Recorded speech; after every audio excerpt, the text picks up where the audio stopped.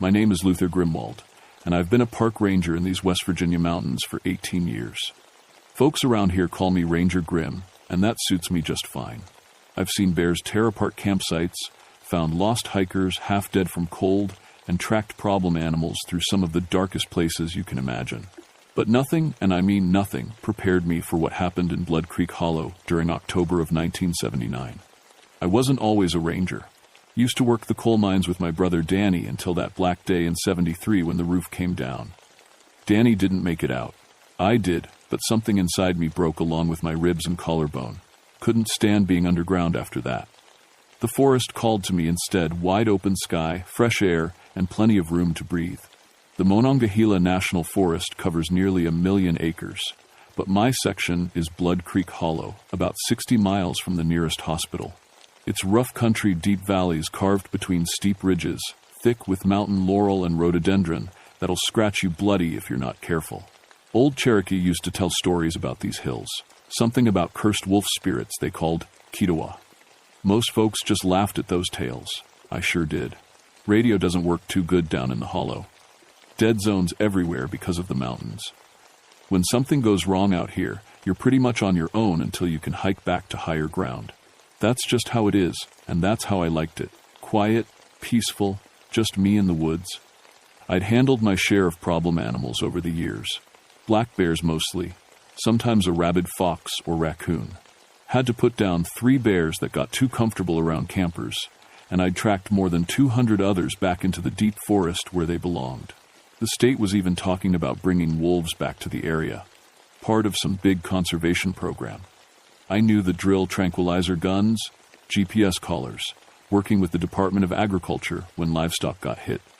Never believed in monsters, though.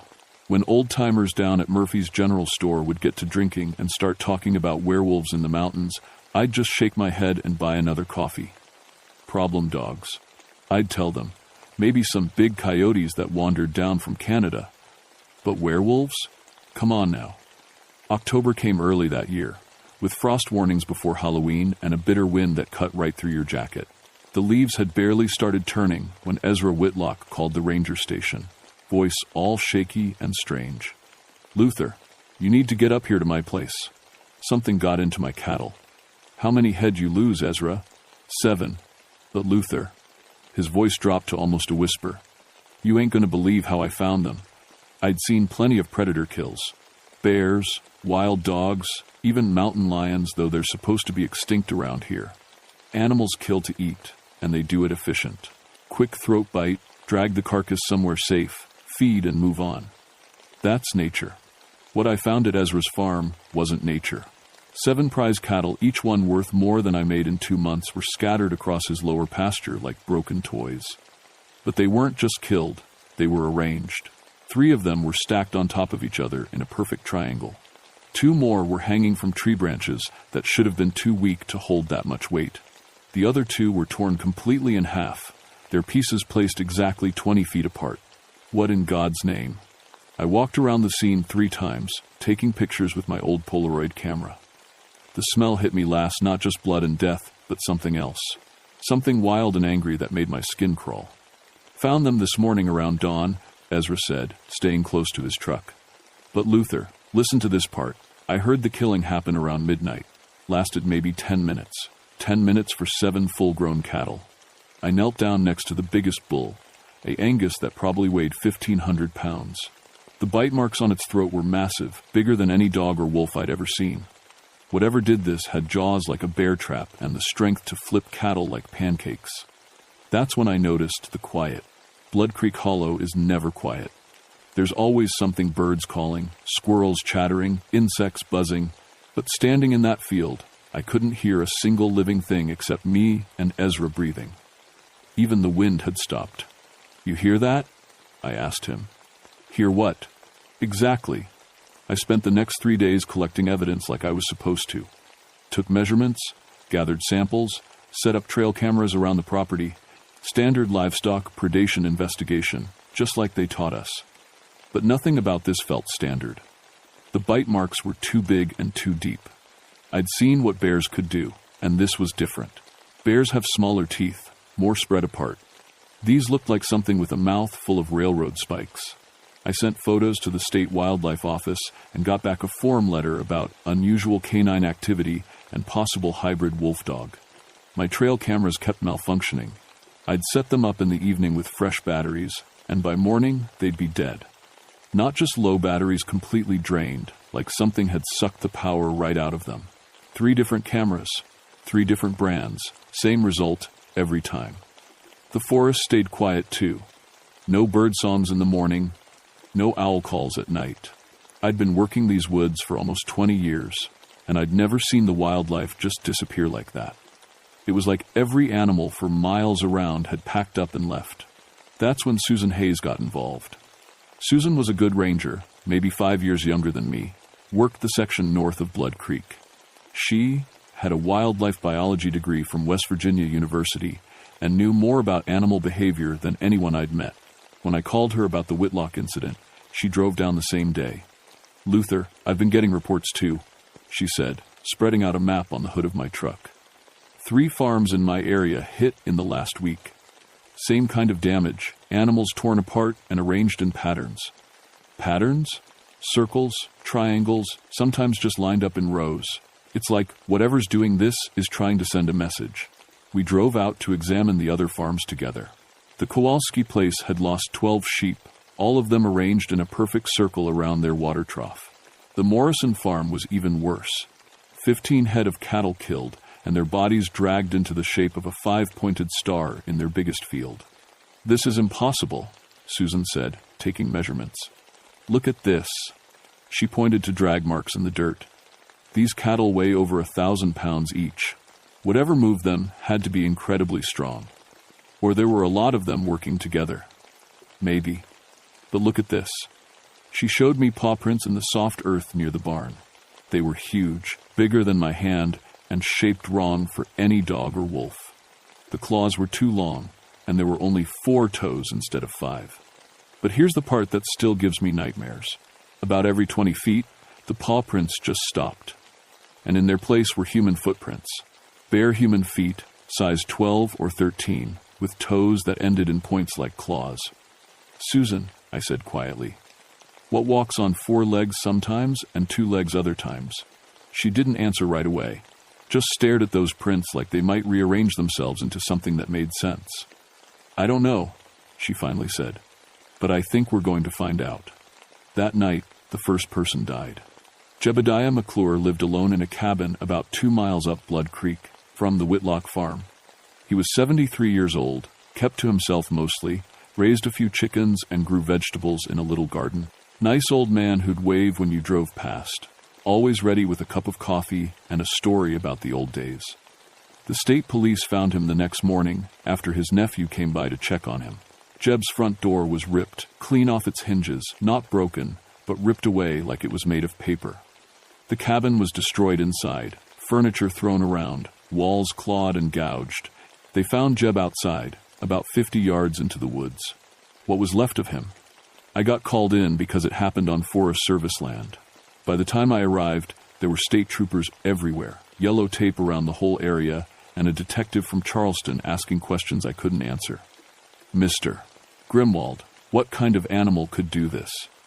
Detective Barnes was young, probably didn't know a bear track from a house cat, but he was trying to do his job. I looked at what remained of Jebediah McClure and felt something cold settle in my stomach. The old man had been torn apart, but not eaten. Pieces of him were scattered around like someone had been playing with a rag doll. And there were those same massive paw prints everywhere, mixed with the human footprints that made no sense. "I honestly don't know," I told the detective. "I've never seen anything like this. Could it be a bear? Maybe a really big one? Bears don't rip doors off houses. And they don't." I pointed to claw marks gouged into a big oak tree, about 12 feet off the ground. They don't climb that high to mark territory. The detective wrote something in his notebook, but I could see he was as lost as I was. That night, I couldn't sleep, kept thinking about those footprints that changed from animal to human and back again. Kept hearing Ezra Whitlock's voice saying the cattle killing took 10 minutes. Kept seeing Jeb McClure's cabin with the door ripped away like it was nothing. Around 3 in the morning, I heard howling. Not regular wolf howls I'd heard recordings from Yellowstone in Canada. This was different, deeper, and there was something almost human about it, like someone trying to imitate a wolf but not getting it quite right. The howling came from multiple directions at once. North, south, east, west, like we were surrounded. And it went on for 20 minutes, stopping and starting, sometimes close, sometimes far away. I grabbed my rifle and stepped out onto my porch, but the sound stopped the second I opened the door. The forest went dead quiet again, like someone had hit a switch. That's when I knew we weren't dealing with normal animals. That's when I started to believe the old Cherokee stories might be true. Susan and I started patrolling together after Jeb's death. Neither of us wanted to admit we were scared. But there's safety in numbers when you're dealing with something you don't understand. We'd meet at the ranger station each morning, plan our route, and head out in my truck with extra ammunition and a radio that worked about half the time. The attacks kept happening. Every few days, another farm hit, more livestock killed and arranged in those impossible patterns. But it was escalating. The animals were getting bolder, coming closer to houses, striking during daylight hours. The Hendricks family lived in a little house near Possum Ridge, about 15 miles from Blood Creek. Tom Hendricks worked construction in town, and his wife Mary ran a small daycare for local kids. They had 3 children of their own, ages 6, 8, and 10. On a Thursday morning in late October, Tom called the sheriff's office in a panic. Something had tried to break into their house during the night. Susan and I got there around noon. The house looked like it had been attacked by a tornado. Every window on the ground floor was broken, the front porch was torn apart, and there were claw marks gouged deep into the siding. They were trying to get inside, Tom told us, his hands shaking as he lit another cigarette. Mary and the kids were upstairs, and I was downstairs with my shotgun. Something was throwing itself against the door over and over, howling and snarling like nothing I ever heard. How many were there? Susan asked. I don't know. Sounded like a dozen, maybe more. They surrounded the house, and every time I'd fire out one window, they'd hit another side of the building. Mary Hendricks was inside packing clothes, getting ready to take the kids to her sister's place in Charleston. She was pale and jumpy, spinning around every time a floorboard creaked. I saw them, she whispered when we asked what happened. From the upstairs window, they were standing up like people, but they were wolves. Big as horses, with glowing eyes and teeth like knives. The kids wouldn't talk at all, just huddled together on the couch, staring at nothing. We found tracks all around the house, hundreds of them. The same impossible prints that changed from animal to human and back. But there was something new this time. Tool marks in the wood around the windows, like someone had been using crowbars or hammers to try and break in. Animals don't use tools, Susan said quietly. These aren't animals, I replied. That afternoon, we drove up to see Thomas Nightwind. He was Cherokee, maybe 80 years old, lived in a little trailer up on Spruce Mountain. Most people thought he was crazy because he still practiced the old ways, still believed in spirits and curses and things modern folks had forgotten. I'd never paid much attention to his stories before. Now I was ready to listen. You're dealing with the Kitawa, he said before we even told him why we'd come. I felt them wake up 3 weeks ago. The forest told me they were hunting again. Mr. Nightwind, Susan said carefully. What exactly are the Kitawa? The old man invited us inside for coffee. His trailer was small but clean, filled with handmade crafts and old photographs. He moved slowly, but his eyes were sharp and bright. Long time ago, before white people came to these mountains, there was a Cherokee warrior named Runs with Wolves. He was proud, strong, feared no enemy. But he was also cruel, especially to his own people. He'd steal from the weak, take food from children, beat his wives. Thomas sat down across from us, his weathered hands wrapped around a coffee mug. The elders warned him many times, but he wouldn't listen. So they went to the medicine man, asked for justice. The medicine man called on the wolf spirits to punish Runs with Wolves. What kind of punishment? I asked. They cursed him to become what he acted like a savage beast. But not just him. The curse spread to his children, and their children, down through the generations. They became the Kitawa spirit wolves that hunt in packs, killing for pleasure instead of food. Susan leaned forward. You're saying these are actual werewolves? I'm saying there are things in this world that don't fit in your science books, young lady. The Kitawa sleep for long periods, sometimes decades. But when they wake up, they're hungry. Not for food, for violence, for terror, for the screams of their victims. How do you stop them? I asked. Thomas looked out his window at the darkening sky. Silver weapons blessed by someone pure of heart. Stakes cut from mountain ash trees, and you have to find their den during daylight when they're weakest. Where do they den? Underground, old mine shafts, deep caves, anywhere dark and protected. But be careful, they're not just animals. They think like people, plan like people, work together like people. And they hate anyone who threatens their hunting ground. We thanked Thomas and headed back down the mountain just as the sun was setting. Neither one of us said much during the drive, but we were both thinking the same thing. If the old man was right, we were in serious trouble. That night, the Kituwa took their first child. 8-year-old Billy Morrison disappeared from his bedroom while his parents slept 20 feet away. His window was open, screen torn out, and there were claw marks on the sill. Billy's bed was covered in coarse black hair that didn't match any animal I knew. The search lasted 3 days. State police, volunteers, search and rescue teams from 3 counties. We combed every inch of forest within 10 miles of the Morrison farm. Found plenty of tracks, the same impossible prints we'd been seeing everywhere, but no sign of Billy. On the 3rd day, we found his jacket hanging from a tree branch 12 feet off the ground. It was shredded, covered in blood, but there was no body underneath. That's when I realized these things weren't just killing for fun anymore. They were collecting trophies. And that meant Billy Morrison was probably still alive somewhere, waiting for whatever they planned to do with him. I made a decision that night that probably saved my life, even though it felt like cowardice at the time. I went home, loaded every gun I owned, and called my ex-wife in Virginia. Sarah, I need you to stay with your sister for a few weeks. Luther, what's wrong? Just trust me on this. Don't come back to West Virginia until I call and say it's safe. You're scaring me. Good. Stay scared and stay away. But I couldn't run. This was my forest, my responsibility. Whatever was hunting in these mountains, it was up to me and Susan to stop it. We just had no idea how many of them there were, or how close they were watching us. The next morning, Susan didn't show up at the ranger station. I waited until noon, then drove to her cabin on the north side of the forest. Her truck was in the driveway, but the front door was standing wide open. Inside, the place was destroyed, furniture overturned, windows broken, claw marks covering every wall. But no blood, no body. No sign of Susan, except her ranger hat sitting in the middle of the kitchen table, placed there like someone wanted me to find it.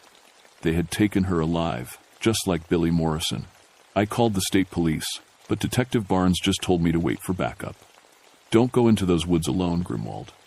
Whatever you're dealing with, it's too dangerous for one person. I hung up the phone and loaded my truck with everything I could think of. Rifle, shotgun, pistol, flare gun, first aid kit, rope, flashlights. At Murphy's General Store, I bought every box of ammunition they had and asked old Murphy if he had any silver jewelry. Silver? He looked at me like I'd lost my mind. What you need silver for? Just humor me. He sold me his late wife's silver necklace and a set of silver-plated serving spoons. I melted them down in my kitchen that afternoon, poured the silver into bullet molds I'd borrowed from my neighbor. If Thomas Nightwind was right about silver weapons, I wanted to be prepared. I spent the rest of the day hiking through the forest, following the trail of massive paw prints that led deeper and deeper into Blood Creek Hollow. The tracks were easy to follow. They didn't seem to care about hiding their path anymore. If anything, they were leaving an obvious trail, like they wanted me to follow. As the sun started setting, I realized why. They were herding me toward the old Black Rock mine. Black Rock had been abandoned since the 1950 seconds, one of those small operations that played out when the easy coal was gone. The main shaft went down about 300 feet, with side tunnels spreading out like spider legs. It was exactly the kind of place Thomas Nightwind had described, dark, protected, underground. The howling started just as I reached the mine entrance. Not the almost human sounds I'd heard before. This was pure animal rage, echoing up from deep underground. And mixed with the howling, I could hear something else. Human voices, crying for help. Susan and Billy were down there, still alive. I tied a rope around a tree and rappelled down the main shaft, flashlight in one hand, rifle in the other. The smell hit me about 50 feet down, wet fur, rotting meat, and something else that reminded me of the reptile house at the zoo. The main tunnel branched off in 4 directions. I followed the sounds, trying to move quietly on the broken rock and old railroad ties. Every few yards, I'd find more evidence: human clothing torn to shreds, silver jewelry that had been bent and twisted, scratch marks on the tunnel walls. The crying was coming from a side tunnel about 200 feet from the main shaft. I crept forward, trying not to think about what might be behind me in the dark. What I found in that tunnel changed everything I thought I knew about the world. There were 8 of them, 8 creatures that stood somewhere between wolves and humans, covered in coarse black fur, with glowing yellow eyes and mouths full of teeth like broken glass. They were huge, 7 or 8 feet tall when standing upright, but they moved on both 2 legs and 4 with equal ease. Susan and Billy were alive, tied to support posts with heavy chains. Both conscious, both terrified, but alive. 3 other people were there too, adults I didn't recognize, probably taken from other attacks I hadn't heard about. But here's the part that still haunts me. The creatures weren't just guarding their prisoners. They were talking to them. Not growling or snarling. Talking. In English.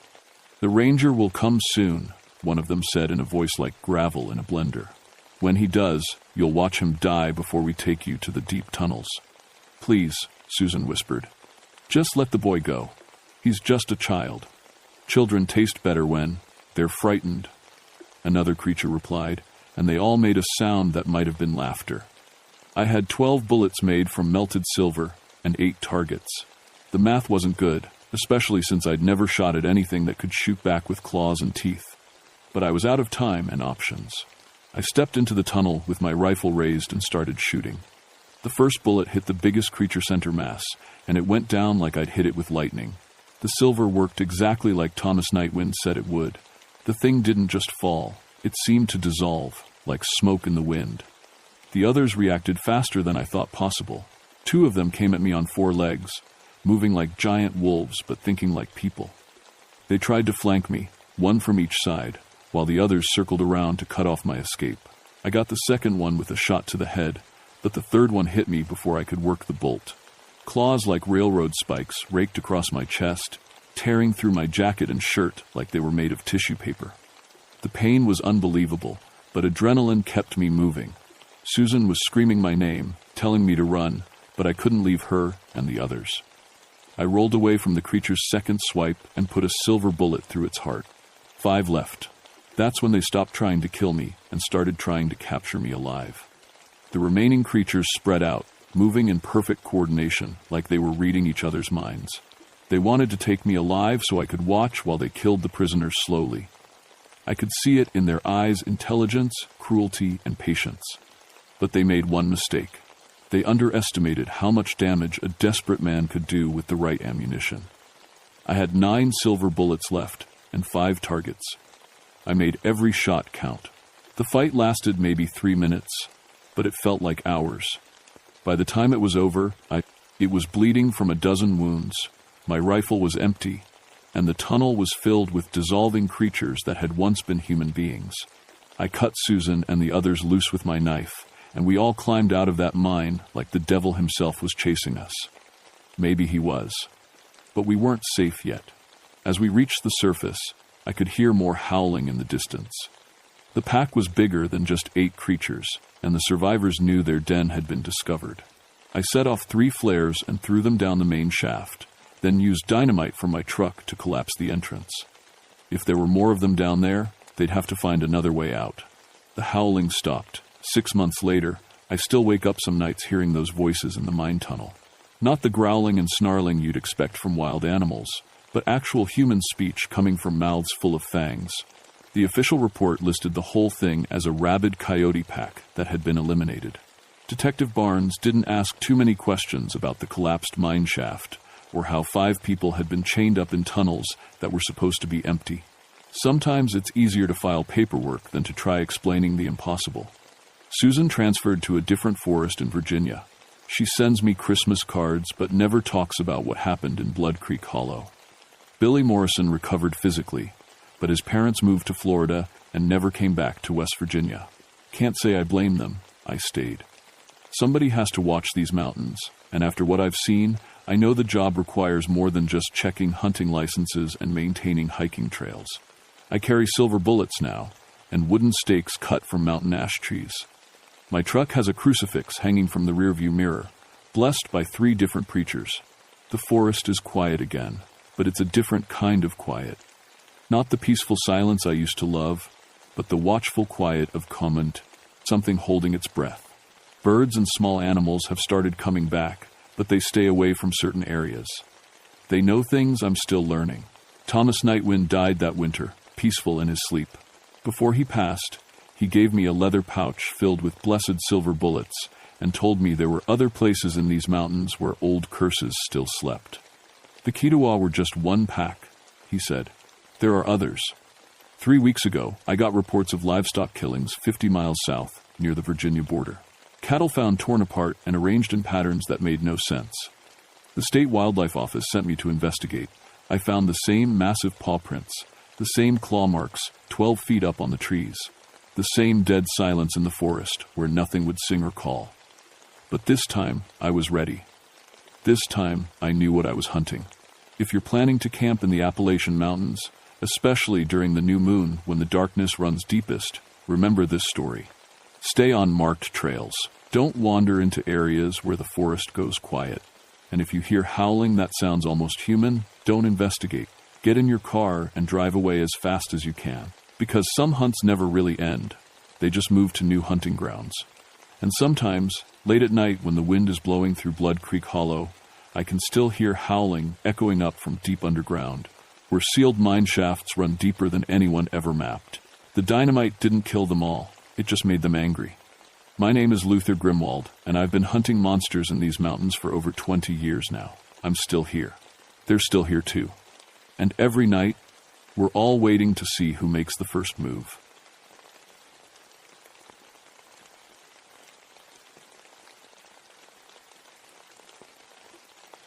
My name is Caleb Thornfield, and I've pulled bodies from these mountains for over 2 decades.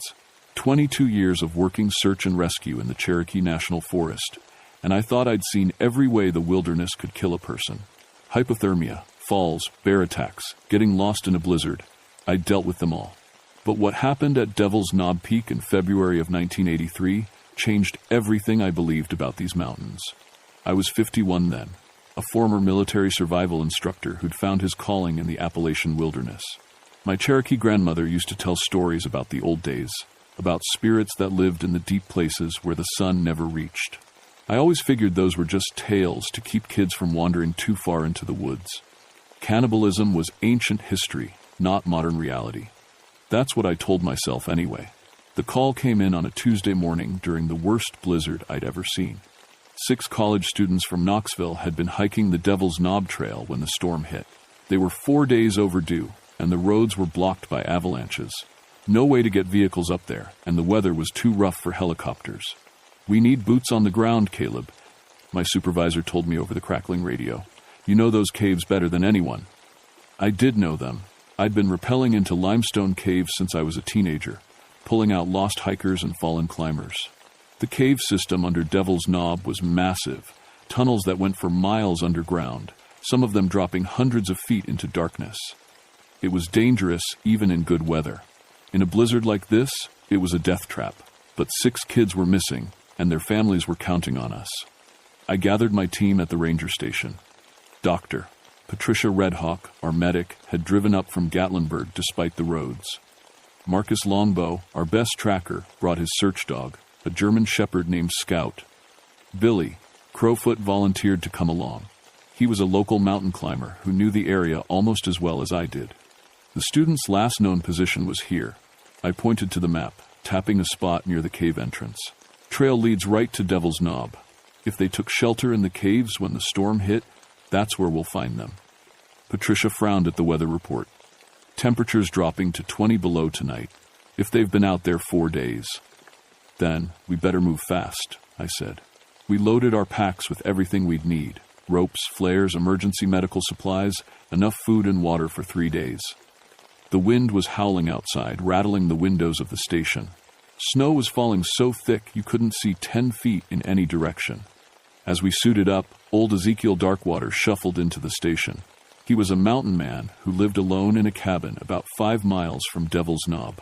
Folks said he was crazy, but he knew these mountains better than anyone alive. "You boys ain't going up to the knob, are you?" he asked, his eyes wild and darting. "Got missing hikers, Zeke," I told him, 6 college kids. He grabbed my arm with a grip stronger than you'd expect from someone his age. "Don't go in them caves, Caleb. Not in winter. Not when the hunger spirit's awake." "Hunger spirit," Billy laughed. "Come on, old man. It's 1,983, not 1,883. Ezekiel's face went dark. "You laugh now, boy, but them caves got a history. Folks got trapped up there in the winter of 1,847. Whole wagon train, snowed in for 3 months. When spring came and they dug 'em out." He shook his head. "Some things are better left buried." I'd heard the stories. Everyone around here had. A group of settlers had gotten trapped in the caves during a brutal winter. When the snow melted, searchers found evidence that some of them had turned to cannibalism to survive. Local Cherokee had always said the place was cursed after that something evil had awakened there. But stories were just stories. Right now, 6 kids were out there in the cold, and we were their only hope. "We appreciate the warning, Zeke," I said, gently pulling my arm free, "but we've got a job to do." The old man's eyes filled with something that looked like pity. "Then God help you, Caleb Thornfield. God help you all." The hike to Devil's Knob took us 3 hours through knee-deep snow. The wind cut through our gear like knives, and the temperature kept dropping. Scout, Marcus's dog, stayed close to his heels instead of ranging ahead like he usually did. Even the animals could sense something was wrong up here. When we reached the cave entrance, the first thing I noticed was the silence. The wind should have been screaming across the rocks, but here it was dead calm. The temperature had dropped at least 20 degrees from what it was at the base of the mountain. Our breath came out in thick clouds that seemed to hang in the air longer than they should have. "Look at this," Patricia called out, kneeling by some tracks in the snow. I came over to see. Boot prints, definitely. Multiple sets, heading straight for the cave mouth. But there was something wrong with them. They started out normal, 6 different sets of hiking boots, just like you'd expect from a group of college kids. But as they got closer to the cave, they got weird. Some of the prints looked like they'd been made by bare feet. Others showed claw marks instead of boot treads. "Must be the wind," Billy said, but his voice sounded uncertain. "Blowing snow around, making the tracks look funny." Marcus was trying to get his radio working, but all we got was static mixed with something that sounded almost like screaming. Scout whined and pressed against his legs, hackles raised. "Compasses are spinning," Patricia reported, tapping her instrument. "All of them." I checked mine. The needle was spinning in circles, like it couldn't decide which way was north. In 22 years of mountain rescue, I'd never seen anything like it. The cave mouth yawned in front of us like a giant's mouth. It was bigger than I remembered, at least 15 feet high and 20 feet wide. Icicles hung down like teeth, and somewhere deep inside, we could hear water dripping. But there was another sound, too, something I couldn't quite identify. It was almost like breathing, but too deep and too slow to be human. "Hello," I called into the darkness. "This is Cherokee National Forest Search and Rescue. If anyone can hear me, call out." My voice echoed back strangely, like the cave was much bigger inside than it should be. For a moment, I thought I heard something else mixed in with the echo, a low, hungry sound that made my skin crawl. "Did you hear that?" Patricia whispered. "Hear what?" I thought I heard. Never mind. Let's get the lights set up. We pulled out our powerful lanterns and aimed them into the cave. The beams seemed to get swallowed up by the darkness, only showing us about 30 feet into the tunnel. But that was enough to see the first body. She was hanging from the ceiling about 20 feet in, suspended by what looked like climbing rope. A young woman, maybe 19 or 20, wearing a University of Tennessee sweatshirt, but something was terribly wrong with the way she was positioned. No one hangs themselves upside down. "Jesus Christ," Billy breathed. I grabbed my rope and rappelling gear. "Patricia, stay here and keep trying the radio." "Billy, Marcus, you're with me." We rappelled down into the cave, our lights cutting through the darkness. As we got closer to the body, the wrongness of it became more obvious. The girl wasn't just hanging upside down, she'd been drained of blood. Her skin was paper white, and there were puncture wounds on her neck and wrists, like something had been feeding on her. But the worst part was her face. Her eyes were wide open, staring at nothing, and her mouth was twisted in a scream of pure terror. Whatever had killed her, she'd seen it coming. "Cut her down," I told Marcus. "Careful now." As we lowered the body, I noticed scratches on the cave walls around where she'd been hanging. Deep gouges in the limestone, like something with very long claws had been climbing around up there. The scratches were too big to be from any animal I knew about. That's when Scout started barking. Not his normal bark. This was different. Desperate. Terrified. I looked up to see the dog backing away from a side tunnel I hadn't noticed before. His ears were flat against his head, and he was making a low whining sound in his throat. From deep in that tunnel came an answering sound. A howl that was almost human but not quite. It echoed through the cave system, seeming to come from everywhere at once. The sound went on for at least 10 seconds, rising and falling like a siren. When it finally stopped, the silence that followed was somehow worse than the noise had been. "We need to get out of here," Marcus whispered. "Right now." But I was looking at the body we'd just cut down.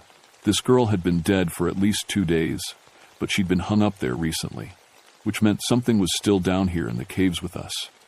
Something that was smart enough to arrange bodies like trophies. "There are 5 more kids down here somewhere," I said. "We can't leave until we find them." Another howl echoed through the tunnels, closer this time. Scout was cowering behind Marcus now, shaking like a leaf. I clicked my radio, praying it would work. "Patricia, do you copy?" Static, then her voice, faint and distorted. "Caleb, something's wrong up here. The snow. It's moving." The radio went dead. We were on our own now, deep underground with something that hunted people for sport. But those kids were still out there somewhere, and I wasn't leaving without them, even if it killed me. The tunnel twisted deeper into the mountain, and with each step, the wrongness got stronger.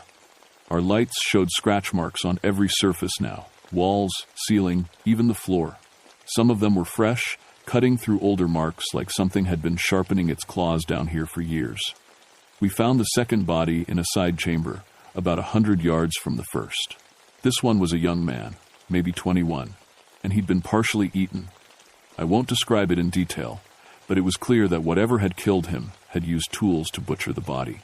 The cuts were too clean and organized to be from an animal. "Look at this," Billy whispered, pointing to the ground around the body. Footprints in the cave dust. But these weren't human feet.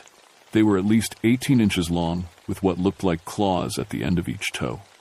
The stride length suggested something that walked upright but was much taller than any person. Marcus was getting more and more agitated. Scout refused to go any further, so we'd had to leave him tied up near the entrance. The dog's whining had followed us for the first 50 yards, then stopped completely. That worried me more than the bodies. "We should mark our path," I said, pulling out chalk to make arrows on the walls.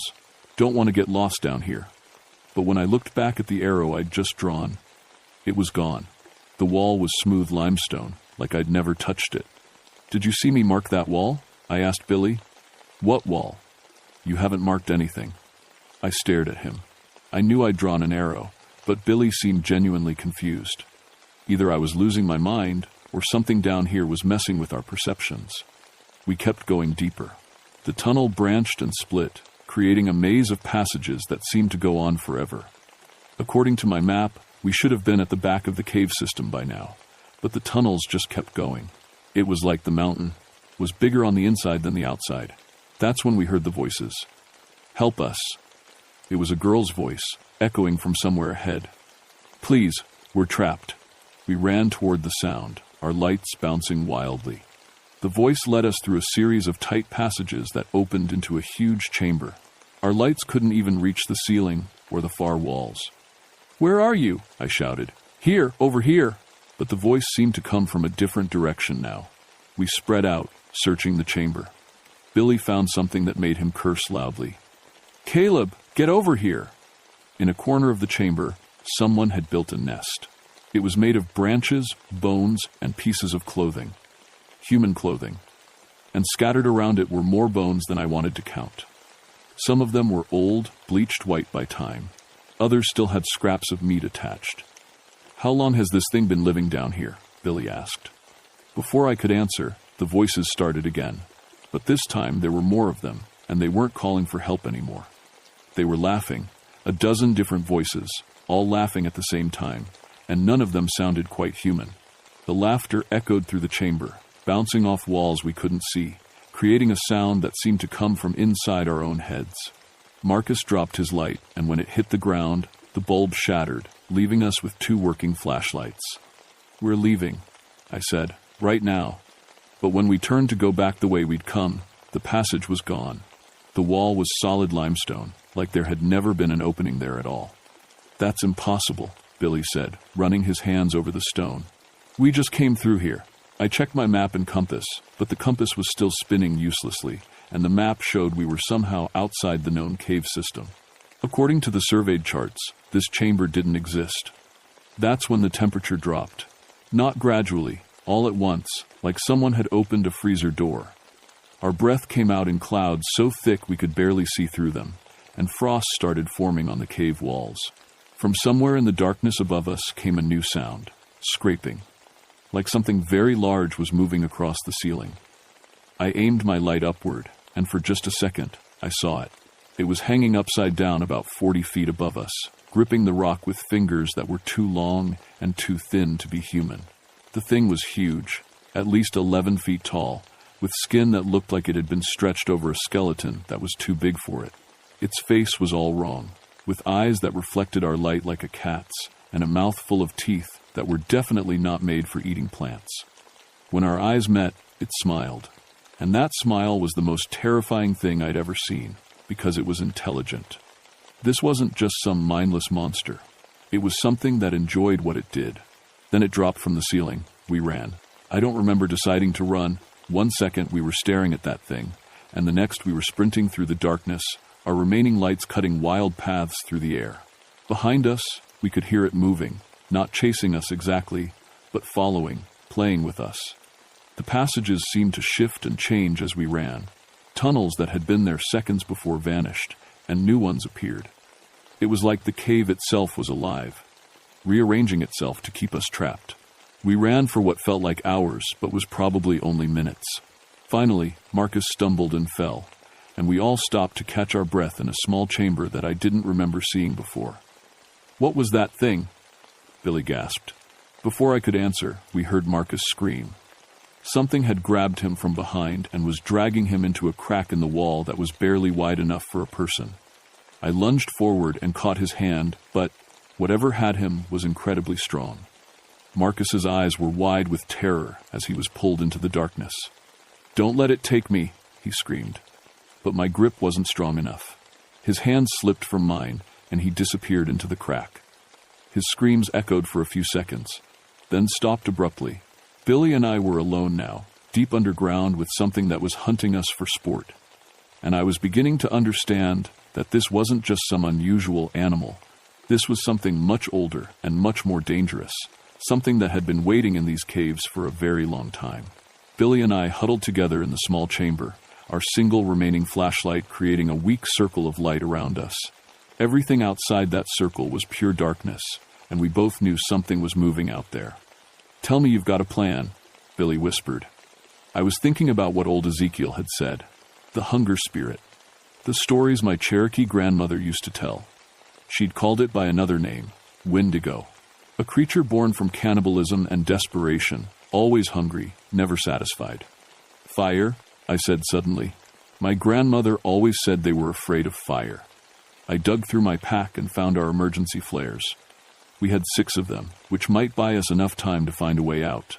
I cracked one open, and red light filled the chamber. The creature didn't like that. From somewhere in the darkness came an angry howling sound, like a wild cat crossed with a human scream. But it didn't come any closer. "It's working," Billy said. That's when Patricia's voice came from the darkness. "Caleb? Billy? Is that you?" Relief flooded through me. "Patricia, where are you?" "I'm hurt," her voice called back. "I fell into one of the passages. Can you help me?" Billy started to move toward the voice, but I grabbed his arm. "Wait." Something was wrong. Patricia's voice was coming from a tunnel that led down, deeper into the cave. But she'd been on the surface when we'd lost radio contact. How could she be below us? Please, Patricia's voice called again. I think my leg is broken. I need help. Patricia, I called back. What's the name of my dog? Silence. Then, I don't remember. Please, I'm really hurt. I'd never owned a dog. In 22 years of working together, Patricia would know that. It's mimicking her voice, I whispered to Billy. It can copy human speech. The thing that sounded like Patricia let out a frustrated growl, and then we heard something that made our blood freeze. It was laughing, but the laughter was coming from multiple directions at once. The creature wasn't alone down here. No, that wasn't right. It was the echoes. The cave system was so complex that sounds bounced around for minutes before fading away. But this thing was smart enough to use that to its advantage, making itself sound like a whole pack of monsters. I cracked a second flare and threw it into the tunnel where Patricia's voice had come from. In the red light, I saw something scurry away from the flame, something that moved like a spider but was far too large to be any normal creature. We need to get back to the surface, I told Billy. Now. But every passage we tried led deeper into the mountain. The creature was herding us, driving us toward something. Finally, we found ourselves in the largest chamber yet, a vast space that our flares couldn't fully illuminate. And there, scattered around the floor, were the remains of the other missing students. They'd been arranged in a circle, like some kind of ritual. But they weren't just dead, they'd been changed. Stretched and twisted into impossible shapes, their bones extended and their skin pulled tight over enlarged skeletons. It was like something had been trying to make them into copies of itself. In the center of the circle was something that might have once been human. It was enormous, at least 12 feet tall, with limbs that were too long and joints that bent the wrong way. Its skin was pale and stretched, and its face was an awful mixture of human and something else. When it saw us, it spoke, not mimicking someone else's voice this time, but using its own. The words came out wrong, like it had forgotten how human mouths were supposed to work. Hungry, it said. So hungry, been waiting so long. I realized what we were looking at. This thing had once been human, one of the settlers from 1847 maybe, who'd survived the winter by eating his companions. But something had happened to him down here in the dark. He'd become something else, something that needed to feed on human flesh to survive. You're the last, it continued, its voice getting stronger. Been so long since fresh meat came to the mountain. You'll make me strong again. It started moving toward us, and I could see that it wasn't just fast, it was smart. It was positioning itself to cut off our escape routes, driving us back toward the bone circle. I had 3 flares left, not enough to keep it away for long. That's when I remembered the emergency explosives in my pack. Small charges we used for avalanche control, enough to bring down a rock face, or to collapse a cave tunnel. Billy, I whispered, when I give the signal, run for that passage on the left. Don't stop, no matter what you hear. I pulled out the explosives and started setting charges on the support pillars around the chamber. The creature saw what I was doing and let out a shriek of rage. It charged toward me, moving faster than anything that size should be able to move. I lit the fuse and ran. The explosion was deafening in the enclosed space. Rocks fell from the ceiling like rain, and the entire mountain seemed to shake. Behind us, the creature's screams were cut off as tons of limestone came crashing down. Billy and I stumbled through the darkness, following passages that led up, always up. We could hear more rumbling behind us as the cave system collapsed. After what felt like hours, we saw light ahead. Real light, daylight. We crawled out of the cave entrance just as the sun was setting. Patricia was there, alive and unhurt, along with a full search and rescue team. She'd never been in the caves at all. She'd been waiting on the surface, trying to reestablish radio contact. Caleb, Billy, she called out, running toward us. What happened down there? We heard the explosion. I looked back at the cave entrance. It was completely blocked now, tons of rock sealing whatever was left down there. But I could swear I saw something moving in the shadows between the stones. Cave in, I told her. The tunnels weren't stable. It was the official story we went with. The missing students had died in a cave collapse caused by the unusual weather conditions. No mention of bite marks or claw scratches or things that hung bodies from cave ceilings. But I knew better. And sometimes, late at night, I could still hear that voice calling from deep underground. Hungry. So hungry. That was 40 years ago, and I've never been underground since. Can't do it.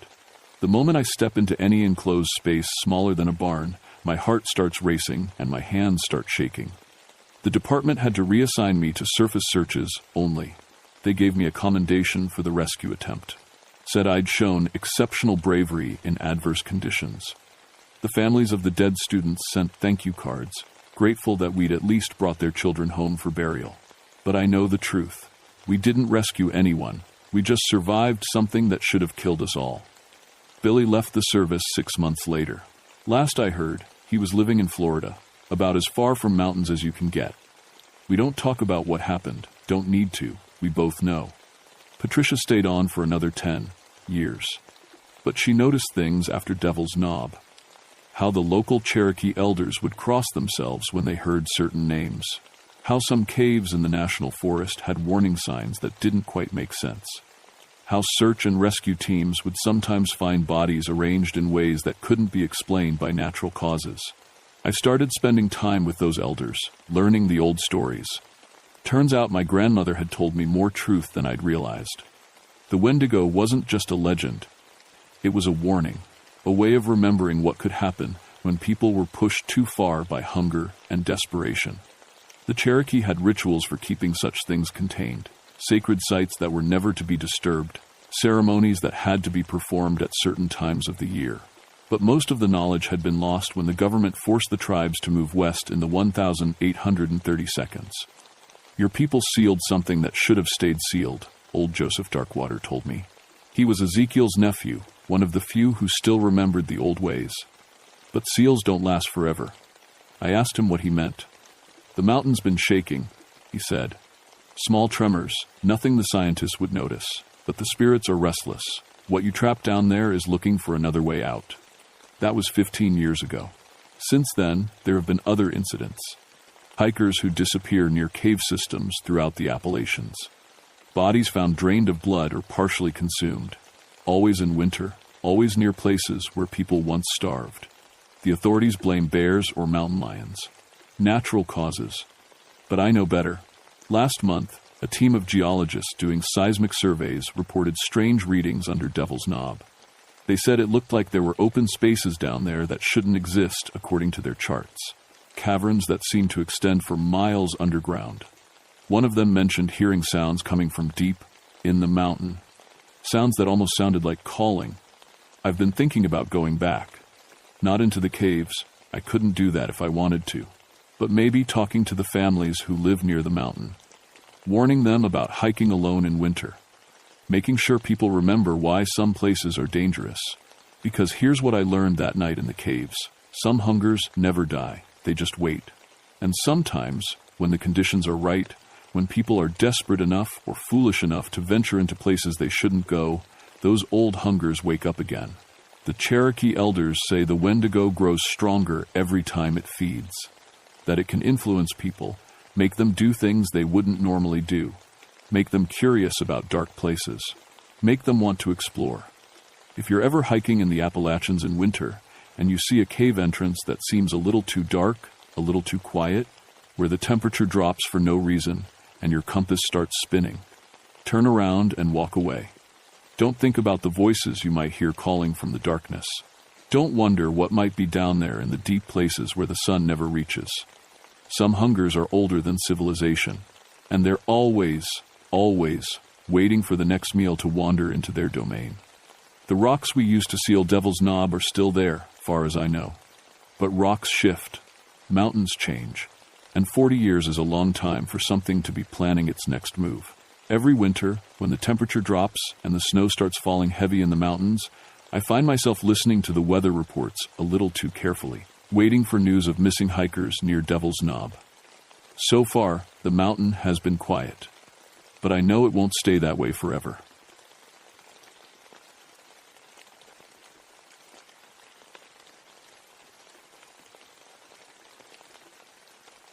My name is Isaiah Blackthorne, and I used to think I knew everything about animals. After 16 years, as a park ranger and a PhD in animal behavior, I'd seen just about every creature in the Appalachian Mountains. Bears, wolves, mountain lions, TNT. I could track them, study them, and predict what they'd do next. I was the guy other rangers called when they found weird tracks or heard strange sounds in the woods. I worked in the George Washington National Forest in Virginia, in a place called Shadow Valley. It got that name because the mountains around it were so tall that sunlight only hit the valley floor for a few hours each day. The place was old, really old. During the Civil War, soldiers had fought and died there. Some folks said you could still find old buttons and bullets if you knew where to look. Shadow Valley was special to me because it was one of the last wild places left. No roads went into it. If you wanted to get there, you had to walk for miles through thick oak forests.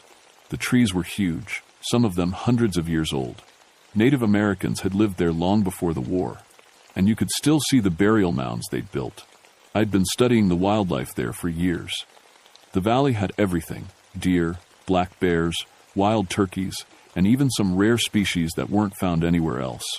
I'd written over 200 research papers about the animals I'd studied. Other scientists knew my work. I was good at my job. But the thing I was most proud of was debunking fake monster stories. Every year, people would come to me with blurry photos or wild tales about creatures that didn't exist. Bigfoot, werewolves, giant snakes, I'd heard them all. And every single time, I could prove what they'd really seen. A bear walking on its back legs looks like a monster from far away. A large dog's tracks in mud can look like something much scarier. I used science to show people the truth. That's why what happened in September 1976 was so hard for me to accept. It was an unusually cold autumn that year. The leaves changed color early, and there was frost on the ground most mornings. I remember thinking how quiet the woods seemed. Too quiet. It started with the dogs. A local hunter named Bill Matthews had been training his hounds near the valley when something killed them. Not just killed them, destroyed them. When Bill found them, they were arranged in a circle, their bodies torn apart in ways that made no sense. No bear or mountain lion kills like that. And the strange thing was, the dogs' leashes were untied, not broken. Something had taken the time to untie them. Bill was shaking when he told me about it. He'd been hunting those woods for 30 years and had never seen anything like it. It wasn't natural, Isaiah, he kept saying. Whatever did this knew what it was doing. I told him what I always told people, that we'd figure it out with science.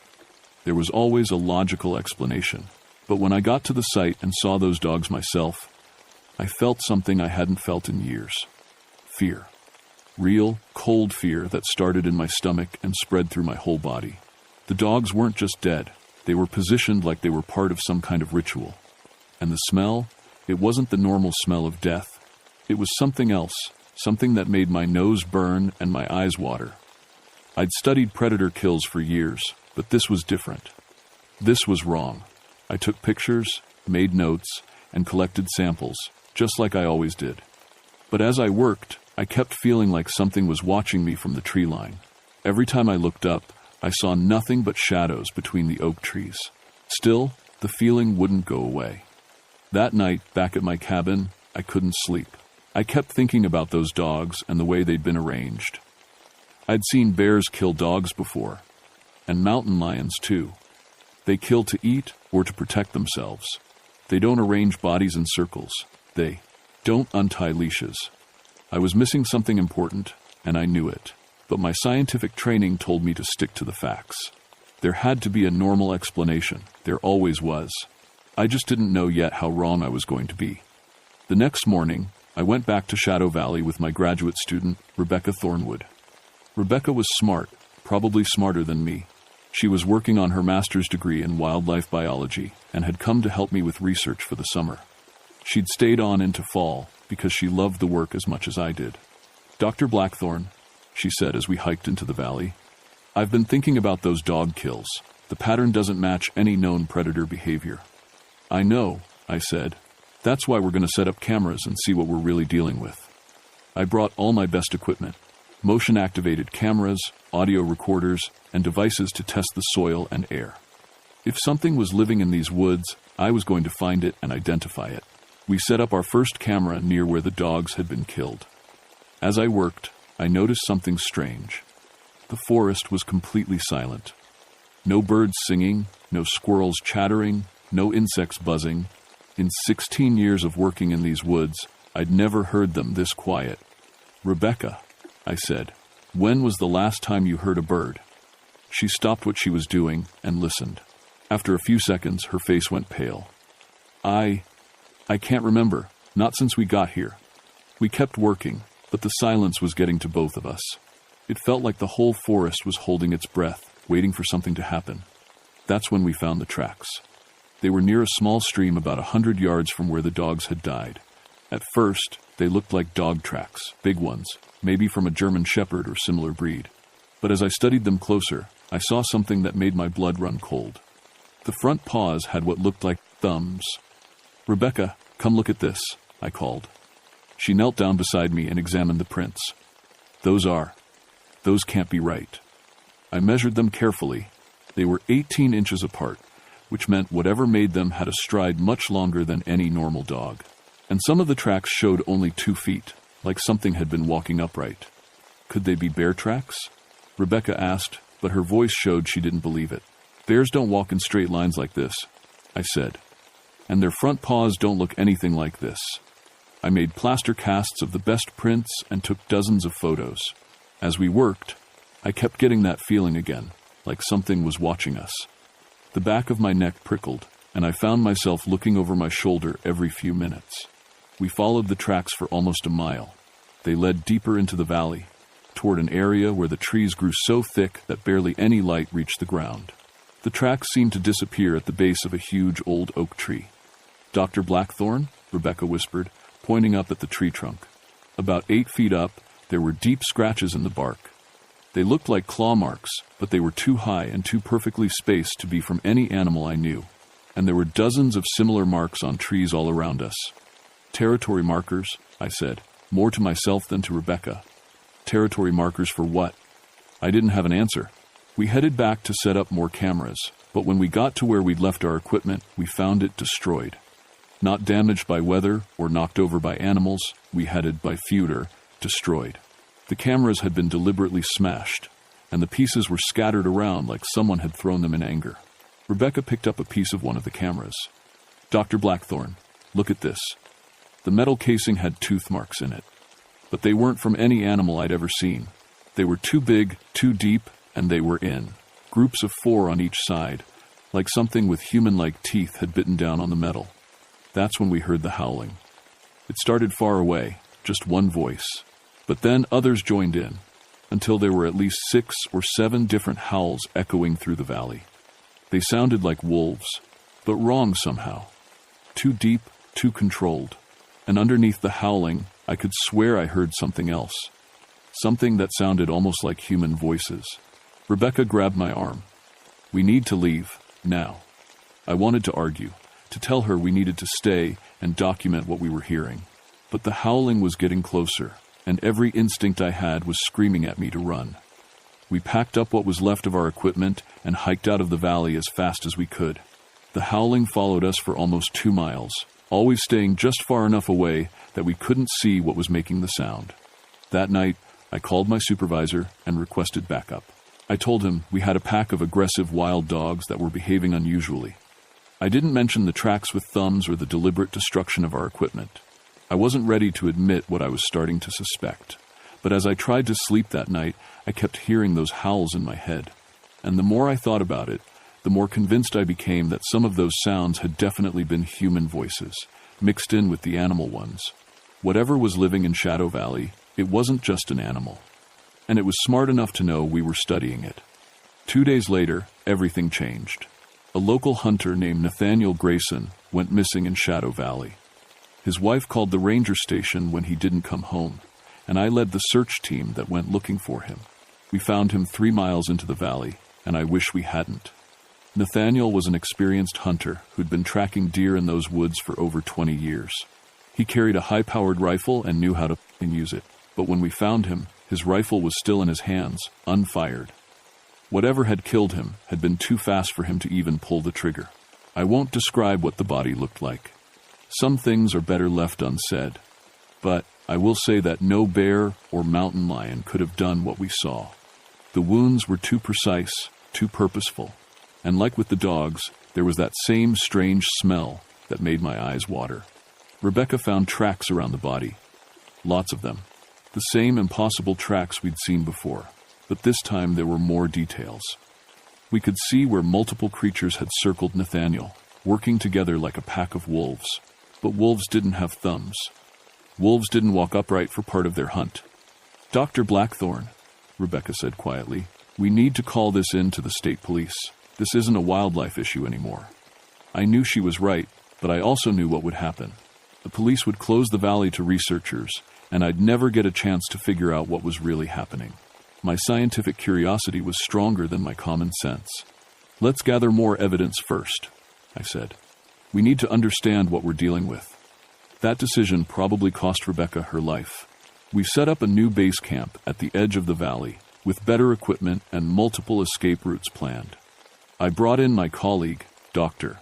Mills, a historian who knew about the Civil War battles that had happened in the area. I also asked Daniel Ironside, one of our best park volunteers, to help with logistics. Dr. Mills told us things about Shadow Valley that I'd never heard before. During the war, an entire Confederate unit had been trapped in the valley during a winter storm.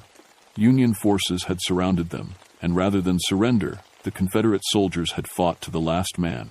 Over 200 soldiers had died in that valley, many of them buried in mass graves that were never properly marked. The local Native Americans warned settlers to stay away from this place long before the Civil War, Dr.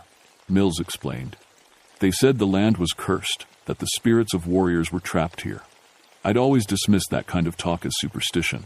But after what I'd seen, I was starting to wonder if the old stories might have some truth to them. On our third night in the valley, Rebecca volunteered to check the camera traps we'd set up near the burial grounds. I should have gone with her, but I was analyzing soil samples and told her I'd catch up in a few minutes. I never saw her alive again. Her scream cut through the night air like a knife. It was high and terrified, and it cut off suddenly in a way that made my blood freeze. Daniel and I grabbed flashlights and ran toward the sound, but we were too late. We found Rebecca's backpack first, then her camera, and finally her body. The camera was still recording. When I watched the footage later, I saw something that changed everything I believed about the world. The camera showed Rebecca approaching one of our motion sensors when the bushes around her began to move.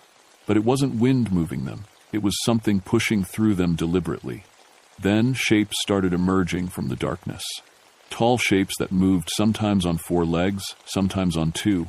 The camera caught clear images for about 10 seconds before Rebecca dropped it. In those 10 seconds, I saw creatures that shouldn't exist. They looked like a cross between wolves and humans, POT, about 7 feet tall when standing upright, covered in dark fur, with faces that were too intelligent, too aware. Their eyes reflected the camera's light like animal eyes, but there was something human in them too. They moved with purpose, like soldiers following a battle plan. They surrounded Rebecca before she even knew they were there. And in the last clear frame, I saw one of them stand up on its back legs and reach for her with hands that had claws instead of fingers. When Daniel and I found her body, those things were gone. But I could feel them watching us from the darkness as we carried Rebecca out of the valley. Every shadow seemed to move. Every sound made us jump. Dr. Mills examined the footage with me back at base camp. His face went white as he watched. "My God," he whispered. "The old stories were true. They're real." "What's real?" I asked, even though I was starting to understand. "The cursed soldiers." The Native Americans said that warriors who died without honor would be transformed, forced to guard the battlefield forever. I thought it was just folklore, but... He pointed at the screen, where one of the creatures was clearly visible. "Look at how they move together. That's military discipline. They're hunting like soldiers, not like animals." That night, none of us slept. We could hear them howling in the distance, and sometimes we thought we could see eyes watching us from just beyond the range of our lights. Daniel wanted to leave immediately. "We're in over our heads," he said. "We need the National Guard or something." But I couldn't leave, not yet. Rebecca had died trying to understand these things, and I owed it to her to finish what we'd started. I needed to know the truth, even if it killed me. Looking back, I realized that's exactly what they wanted. The attack came at dawn on our 4th day. I was awake, studying the camera footage for the 100th time, when Daniel shook me hard. "Dr. Blackthorne, we have a problem. A big one." I looked where he was pointing and felt my heart stop. There were tracks everywhere around our camp, dozens of them, forming a perfect circle about 50 feet from our tents. The creatures had surrounded us while we slept, but they hadn't attacked. They just watched. "Doctor." Mills was examining the tracks with a magnifying glass. "These are fresh," he said, "made within the last hour." "How many of them are there?" I asked. "At least 7, maybe more. And look at this." He pointed to a set of tracks that led right up to our supply tent. They went through our equipment. Sure enough, our food supplies had been carefully sorted through. Nothing was taken, but everything had been moved and examined. It was like they were studying us the same way we were studying them. "They're testing us," I realized, "seeing what we'll do." That's when we found the message. Someone, or something, had arranged rocks near our camp in a clear pattern. It wasn't random. The stones formed an arrow pointing deeper into the valley, toward the old burial grounds. "They want us to follow them," Daniel said. "Absolutely not," Dr. Mills said immediately. "It's obviously a trap." But I was already packing my gear. If it's a trap, then at least we'll finally see what we're dealing with. We can't keep running from this. Dr. Mills refused to come with us, but Daniel insisted on accompanying me. "You're not going alone," he said. "Rebecca died alone. That's not happening again." I should have ordered him to stay at camp. I should have called for backup or evacuation. But I was obsessed with understanding these creatures, and that obsession clouded my judgment. We followed the stone arrow deeper into Shadow Valley than I'd ever gone before. The trees grew thicker and taller, blocking out most of the sunlight.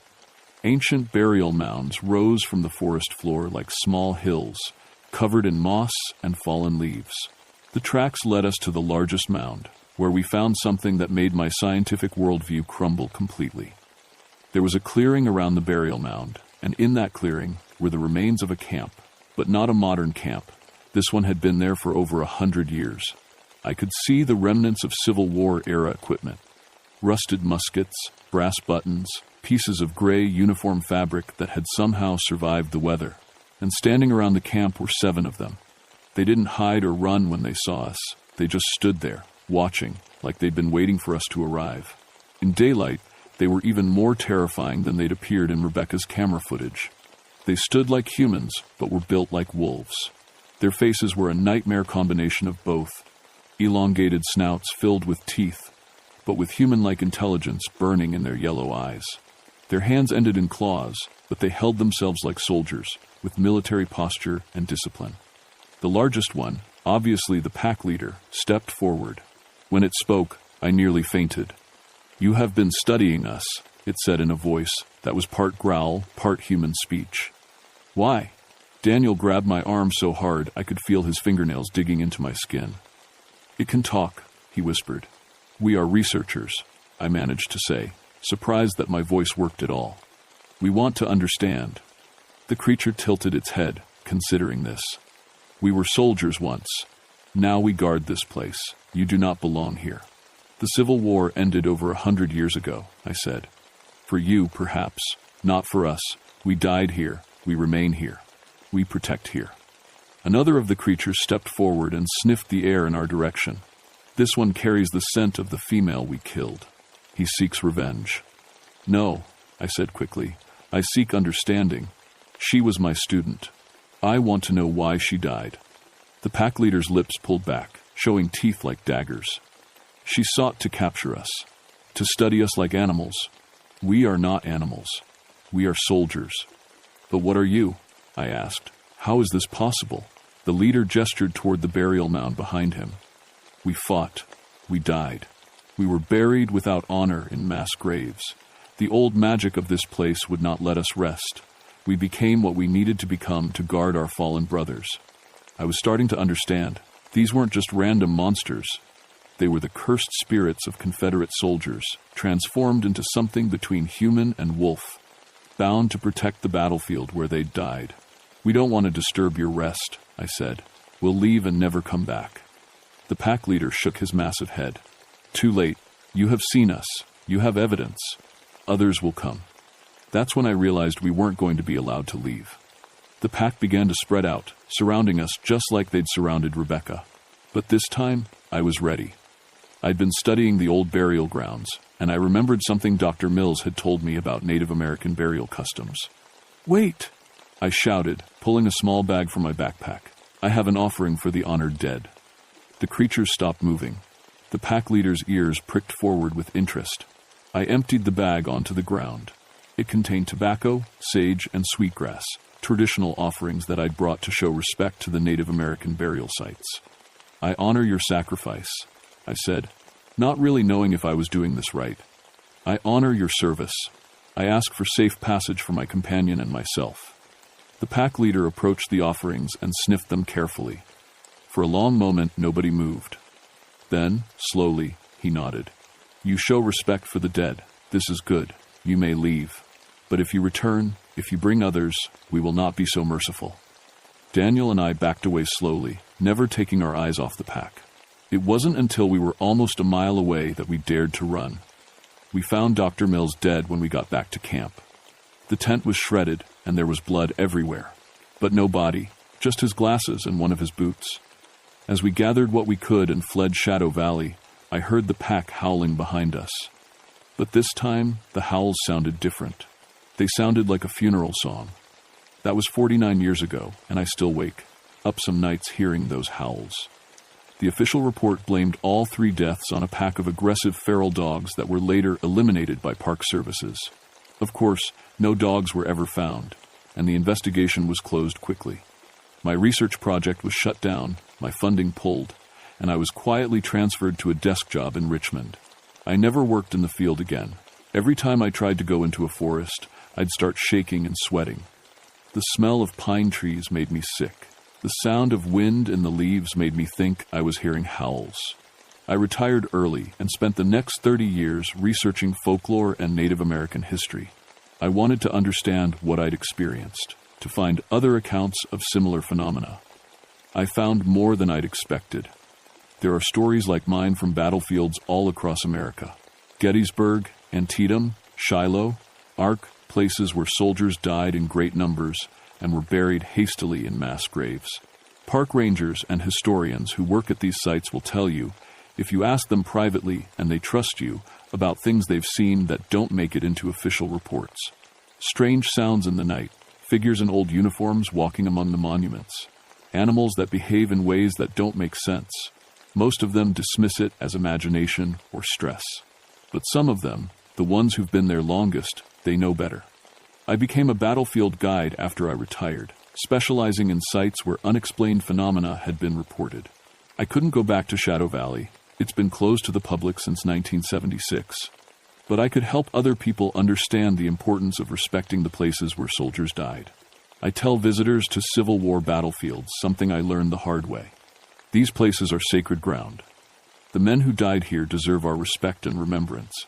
If you visit these sites, bring offerings. Say a prayer. Thank them for their sacrifice. Don't treat these places like tourist attractions or hunting grounds, because some of those soldiers never left, and they're still on duty.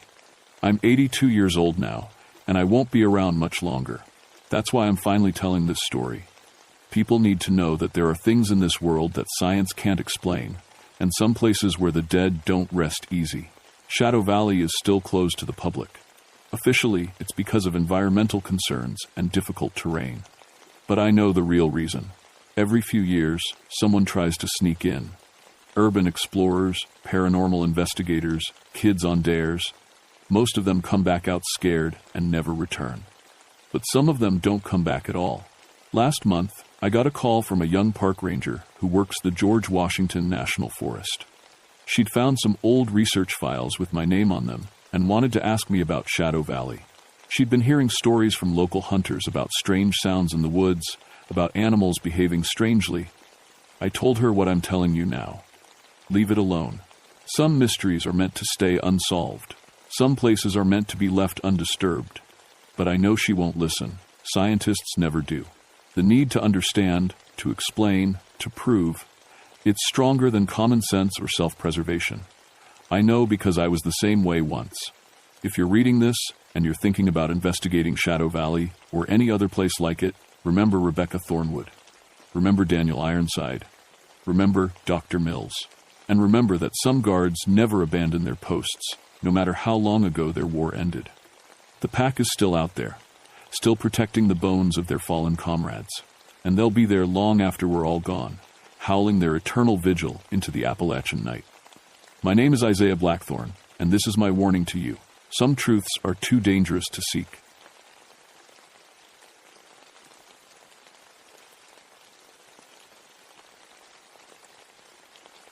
My name is Jeremiah Stonecrow, and I've been a ranger in the Daniel Boone National Forest for 24 years. I know these Kentucky mountains like the back of my hands. My family has lived in these parts for 6 generations, and we know every trail, every creek, and every hollow. Hell Hollow got its name long before I started working here. The old-timers say it's because the place feels wrong somehow. Too quiet, too dark, even on sunny days. My great-grandfather told stories about moonshiners who used to hide their stills down there back in the 1920 seconds. Some of them never came back out. I never believed those stories. I'm a practical man. I fix trails, build emergency shelters, and help lost hikers find their way home. When people told me about giant footprints they'd seen in Hell Hollow, I'd just nod and explain how a bear's paw can look mighty big when it sinks deep into soft mud. The hollow sits way back in the forest, tucked between 2 limestone cliffs that rise up like walls on both sides. There's only one safe way down into it, a narrow trail that winds along the cliff face. Most folks don't even know it exists. The ones who do usually have enough sense to stay away. I should have listened to them. It was August 1971, and we were having the worst heat wave anyone could remember. The springs that usually fed the creek at the bottom of Hell Hollow had dried up to just a trickle. Even the animals seemed to be avoiding the place. I'd been doing my regular patrol route when I got the radio call that changed everything. "Jeremiah, we got a problem," came the voice of my supervisor, Bill Watson. "We got 4 scientists from the university who went into Hell Hollow 3 days ago to do some kind of rock study. They were supposed to radio in yesterday, but we haven't heard a word. 4 people. Scientists who should have known better than to go down there without telling someone their exact plans. But Hell Hollow wasn't supposed to be dangerous, just remote and hard to reach. I'll head down there and take a look," I told Bill. "Probably just radio trouble." I packed my gear and started the 2-hour hike to Hell Hollow. The closer I got, the more wrong everything felt. The birds had gone quiet. Not even the usual buzz of insects, just my boots crunching on the dry leaves and the sound of my own breathing. When I reached the edge of the cliff and looked down into the hollow, I saw their camp right away. 4 bright orange tents set up in a neat line next to what was left of the creek. But something was off. The tents were still there, but they looked empty. Flat, like nobody had slept in them. I made my way down the trail, taking my time on the loose rocks. The heat was thick and heavy, even in the shade of the cliffs. By the time I reached the bottom, sweat was running down my back like a river. The camp was a mess. Not torn up like you'd expect from bears or wild pigs, just scattered. A sleeping bag hung from a tree branch 15 feet up. Cooking pots were scattered across the rocks like someone had thrown them. And their expensive equipment, the kind of stuff scientists use to study rocks, was spread out over an area the size of a football field. I found one of their notebooks lying open next to the dead creek. The last entry was from 3 days ago. "Strange formations in the limestone. Need to investigate the caves tomorrow."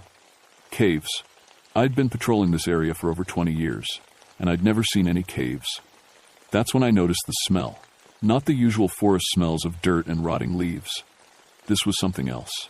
Something that made my stomach turn and my skin crawl. Like meat left out in the sun too long. I followed the smell deeper into the hollow, and that's when I saw the first footprint. It was pressed deep into the mud next to the creek, clear as day. But it wasn't from any boot I'd ever seen. Too big, too wide. And the toes looked almost human, but stretched out like they belonged to something much, much larger. I knelt down next to it and put my hand over the print for size. My hand barely covered 3 of the toes. I'd seen plenty of bear tracks in my time. Black bears were common in these mountains, and their back paws could look almost human when they walked on 2 legs. But this was different. The print was too deep, too clear, and way too big. Whatever made it had to weigh at least 400 or 500 pounds. I followed the tracks away from the creek and up toward the far cliff. They were easy to spot in the soft earth, a line of giant prints heading straight toward a crack in the rock face I'd never noticed before. The crack was just wide enough for a person to squeeze through sideways. That had to be where the scientists went. I radioed back to headquarters. "Bill, I found their camp. Looks like they went exploring and found some kind of cave system. I'm going to follow their trail and see what happened. Be careful down there, Jeremiah. And keep your radio on." I squeezed through the crack in the rock and found myself in a narrow passage that opened up into a big underground room. The scientists had been here all right. I could see where they'd set up their lights and equipment. But they were gone now, and their stuff was scattered around just like at the camp outside. The room had 3 tunnels leading deeper into the cliff. I picked the middle one and started walking, using my flashlight to follow what looked like boot prints in the soft cave dirt. The tunnel sloped downward and got wider as I went. The air was cool and damp, a relief after the heat outside. I walked for maybe 10 minutes before I found the first body. Doctor. Sarah Chen was lying face down in a side chamber, her arms spread out like she'd been running and just collapsed. When I rolled her over, I could see she'd been dead for at least a day. But there wasn't a mark on her. No blood. No sign of what killed her. She just looked scared, like she'd died of pure terror. I checked for a pulse anyway, but her skin was cold as stone. Whatever happened to her had happened fast. I radioed back to report what I'd found, but all I got was static. The rock walls were too thick. I was on my own until I could get back outside. I kept following the tunnel, and that's when I heard it. Footsteps. Heavy, slow footsteps echoing from somewhere up ahead. Too heavy to be human. Each step made a sound like someone dropping a big rock on the cave floor. I turned off my flashlight and listened. The footsteps stopped. In the complete darkness of the cave, I could hear my heart beating like a drum. I waited for what felt like an hour, but was probably only a few minutes. Then I heard something that made my blood freeze. Breathing. Deep, slow breathing coming from somewhere in the darkness ahead of me. Not human breathing. Something bigger. Something that sounded like it was tasting the air. I turned my flashlight back on and pointed it down the tunnel. Nothing there. Just empty space and rock walls. But I could still hear that breathing, and now I could smell something too. The same rotten smell from outside, but stronger. Much stronger.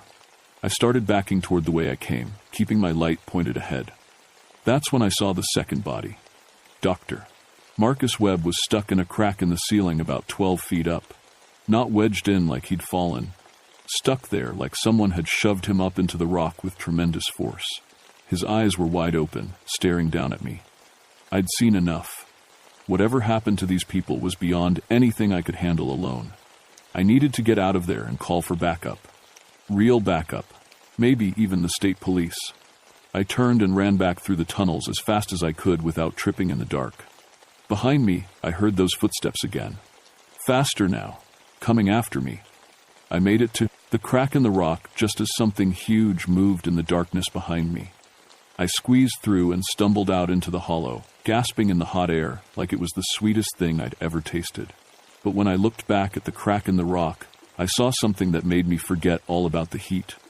A hand, a massive hand with fingers as thick as tree branches, was reaching out of the crack, feeling around the edges like it was trying to figure out how to get through. The fingers were covered in dark hair, and the nails looked more like claws. I ran. I ran like I'd never run before, scrambling up that cliff trail without looking back once. I didn't stop until I reached the top, and my radio started working again. Bill, are you there? Jeremiah, what's your status? We got 2 dead scientists down there, and we got a big problem. I need backup. Lots of backup. And whatever you do, don't send anyone down there alone. They sent Tom Whitefield down from the main office, along with a team of state police officers and a couple of paramedics. Tom was a good man, 15 years of ranger service, and steady as a rock. If anyone could help me figure out what happened in Hell Hollow, it was him. We set up a base camp at the top of the cliff and went down together the next morning. I told Tom everything I'd seen, but I could tell he thought I was letting the heat and the stress get to me. He didn't say it, but I could see it in his eyes when I described the hand reaching out of the cave. Let's just focus on finding the other 2 scientists, he said. Then we can worry about what killed them. The first thing we noticed was that the camp below had been torn apart even more. The tents were shredded, like someone had taken a knife to them. The scientist's car, a jeep they'd parked at the bottom of the trail, was flipped upside down. It took 4 men and a winch to flip a jeep like that. Could have been a bear, said Officer Martinez, one of the state cops. Big male black bear could do this if it was mad enough. But when we found the tracks around the jeep, Martinez went quiet. They were the same prints I'd seen before, only deeper. Whatever made them had been angry. The crack in the rock was bigger now. What had been just wide enough for a person to squeeze through was now big enough for someone to walk through standing up. The edges looked like they'd been clawed at by something with tremendous strength. I don't like this, Tom muttered as we got our lights ready. The whole thing feels wrong. We went into the caves in a group, me, Tom, Martinez, and another officer named Brown. We found Dr.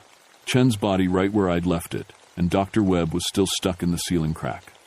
But there was no sign of the other 2 scientists. We followed the main tunnel deeper into the cliff than I'd gone before. The tunnel opened up into a huge underground room with a ceiling so high our lights couldn't reach it. And that's where we found what was left of Dr. Kevin Park. He was hanging from the ceiling by his ankle, about 30 feet up, hanging from a rope made of twisted tree roots. Below him, scratched into the cave floor, were symbols I'd never seen before, circles and lines that looked almost like writing. How did he get up there? Brown asked, his voice echoing in the big room. More important, Tom said. How do we get him down? That's when we heard the growl. It came from one of the side tunnels. Why, a low, rumbling sound like a landslide starting up, but it went on too long to be rocks falling. It rose and fell like something breathing, but deeper than any animal I'd ever heard. Everyone stay together, Martinez said, pulling out his pistol. Whatever's in here, we face it as a group. The growl came again, closer this time. And then we heard footsteps. The same heavy footsteps I'd heard before, but now there were more of them. Like whatever was down here wasn't alone. Our lights started flickering, all of them at the same time. In the stuttering light, I saw something move at the edge of the big room. Something tall and covered in dark hair, standing just outside the reach of our beams. There, Brown shouted, pointing his light toward the movement. But when our lights hit the spot, nothing was there. We need to leave, I said. Right now. We can't leave Dr. Park, Tom argued. Doctor, Park is dead. We need to worry about staying alive. That's when the rocks started falling. Not little pebbles from the ceiling. Big rocks. Boulder-sized chunks of limestone crashing down around us like someone was throwing them. One of them missed Martinez by inches and cracked the cave floor when it hit.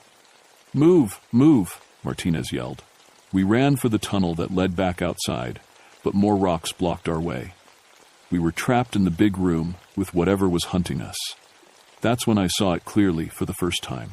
It stood at least 12 feet tall, covered in dark brown hair that looked almost black in our lights. Its shoulders were broader than a doorway, and its arms hung down almost to its knees. But the worst part was its face. It looked almost human, but wrong, like someone had stretched a human face over a skull that was too big for it. And it was smart. I could see intelligence in those dark eyes. This wasn't just some animal acting on instinct. It was thinking, planning. It looked right at me and opened its mouth, showing teeth the size of my thumb. Then it let out a roar that shook dust from the ceiling and made my ears ring. Brown shot at it 3 times. I saw the bullets hit its chest, but it didn't even flinch. It just looked at Brown like he was an annoying bug, then reached down and picked up a rock the size of a washing machine. It threw the rock at Brown with perfect aim. Officer Brown was there 1 second, and the next second, he was just gone, crushed under tons of limestone. Run! Tom screamed. We scattered in different directions. Martinez went left toward one of the side tunnels. Tom went right. I dove behind a pile of fallen rocks and tried to make myself as small as possible. The creature followed Martinez. I heard him screaming for about 10 seconds, and then the screaming stopped. I waited behind those rocks for what felt like hours, listening to that thing moving around in the darkness. Sometimes I'd hear Tom's voice calling my name from somewhere in the tunnels, but I didn't answer. I was too scared that the thing would hear me too. When everything finally went quiet, I made my way back toward the entrance. But the tunnel had changed somehow. The walls were in different places, and there were new passages that hadn't been there before. It was like the whole cave system was shifting around me. I finally found my way out just as the sun was setting. Tom was already there, waiting at the top of the cliff with the rest of our team. His face was white as paper, and his hands were shaking. "Where are Martinez and Brown?" asked one of the other officers. Tom just shook his head. "We need to seal that cave," I told them. "Whatever's down there, we can't let it get out." But when we looked down into Hell Hollow the next morning, the crack in the rock was gone. The cliff face was smooth and solid, like there had never been a cave there at all. The officials wanted to call it an accident. Rockslide, they said. Tragic cave-in that killed 4 scientists and 2 police officers. They posted signs around Hell Hollow warning people to stay away due to geological instability. But I knew better. And so did Tom. We couldn't let it go. 3 days after they sealed off the area, Tom and I went back down there with our own equipment. We had to know what we were really dealing with. The crack in the rock was back, bigger than ever. And the smell coming out of it was so bad we had to wrap bandanas around our faces just to get close. "Maybe we should call in the military," Tom said. "This is way beyond what park rangers can handle." "And tell them what? That there's a 12-foot monster living in a cave that appears and disappears?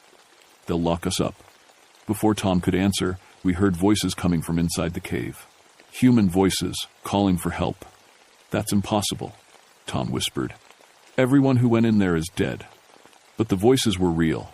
We could hear them clearly, a man and a woman, shouting that they were lost and needed help. "It's a trap," I said. "That thing is smart enough to imitate human voices."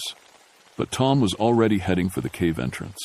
"We can't just leave them if there's a chance they're real people." I followed him in, cursing under my breath.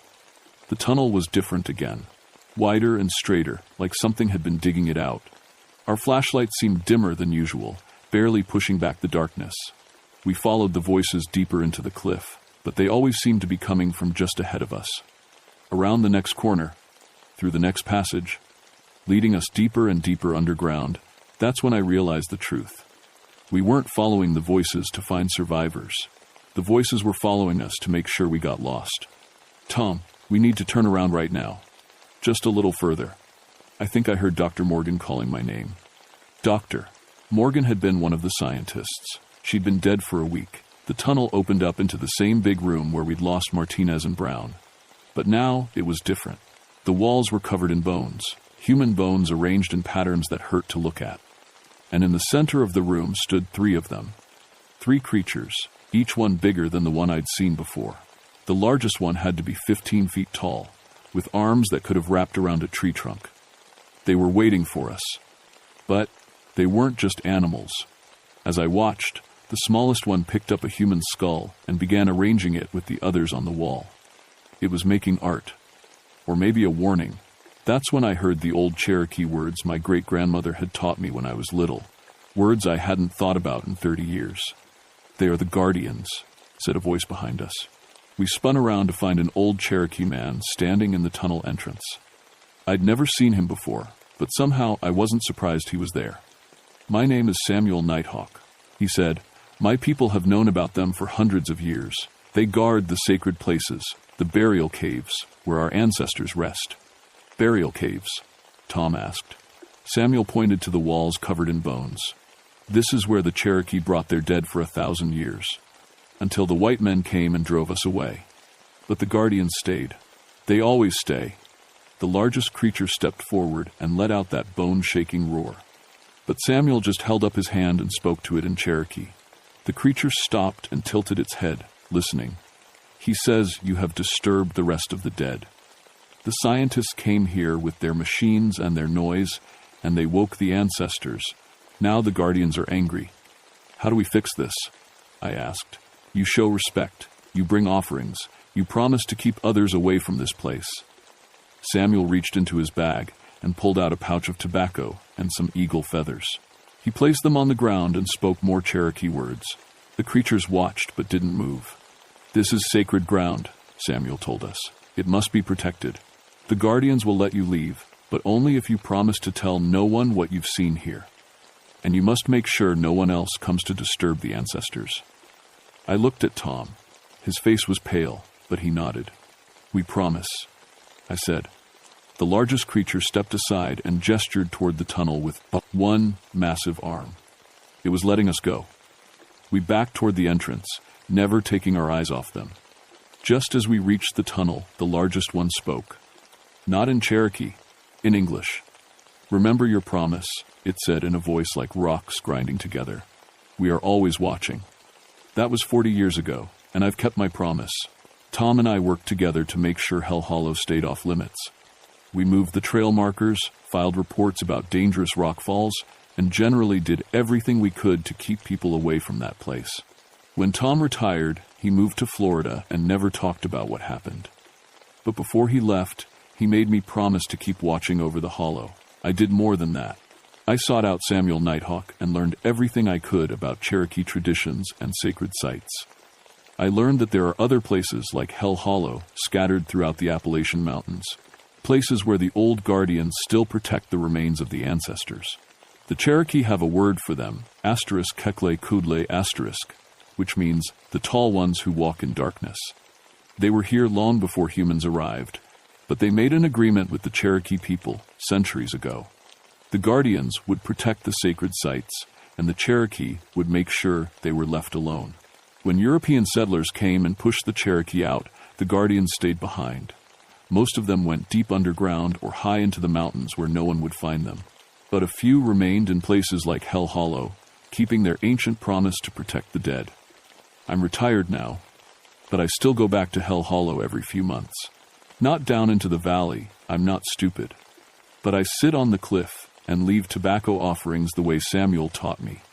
Sometimes I see tracks in the mud below. Sometimes I hear voices calling from the cave. The state still keeps the area closed to the public. The official reason is geological instability. But the real reason is that I file a report every year documenting new rockfalls and dangerous conditions. As long as I'm alive, no one is going down there to disturb the ancestors again. But I won't live forever, and that worries me. What happens when there's no one left who knows the truth? What happens when some developer decides Hell Hollow would make a nice spot for a resort? What happens when someone decides those geological hazard signs are just government paranoia? I've been training my replacement, a young ranger named Katie Morrison. She's smart and respectful, and she listens when I tell her stories about the old days. I haven't told her the whole truth yet, but I will before I retire completely. She'll need to know what she's really protecting, because they're still down there, all of them, the guardians and the ancestors they protect. And they're still watching. Last week, a group of college kids went missing about 20 miles north of Hell Hollow. They were found 3 days later, alive but scared out of their minds. They claimed something huge had chased them through the forest all night, herding them away from an area where they'd planned to set up camp. When I checked the location on my maps, I saw it was marked as another Cherokee burial site. The guardians are still keeping their promise. The question is, are we keeping ours? If you ever find yourself hiking in the deep mountains of Kentucky, and you come across a place that feels wrong somehow, too quiet, too dark, with a smell you can't identify, I suggest you turn around and walk away. Some places are meant to be left alone. The Cherokee understood this. They knew that not all of nature's mysteries are meant to be solved. I learned that lesson the hard way in Hell Hollow, and I've been living with it ever since. Some nights I still wake up hearing that grinding voice saying, "We are always watching." And I know it's true, they're still down, there, in Hell Hollow and places like it throughout these ancient mountains, keeping watch over the sacred places, protecting the dead from those who would disturb their rest. And as long as we respect that, they'll leave us alone. But forget that respect, ignore those warnings, and you might find yourself face to face with something that was old when your ancestors were young. Something that has no patience for the disrespectful and no mercy for those who would desecrate sacred ground. The mountains remember everything, and some things are better left undisturbed.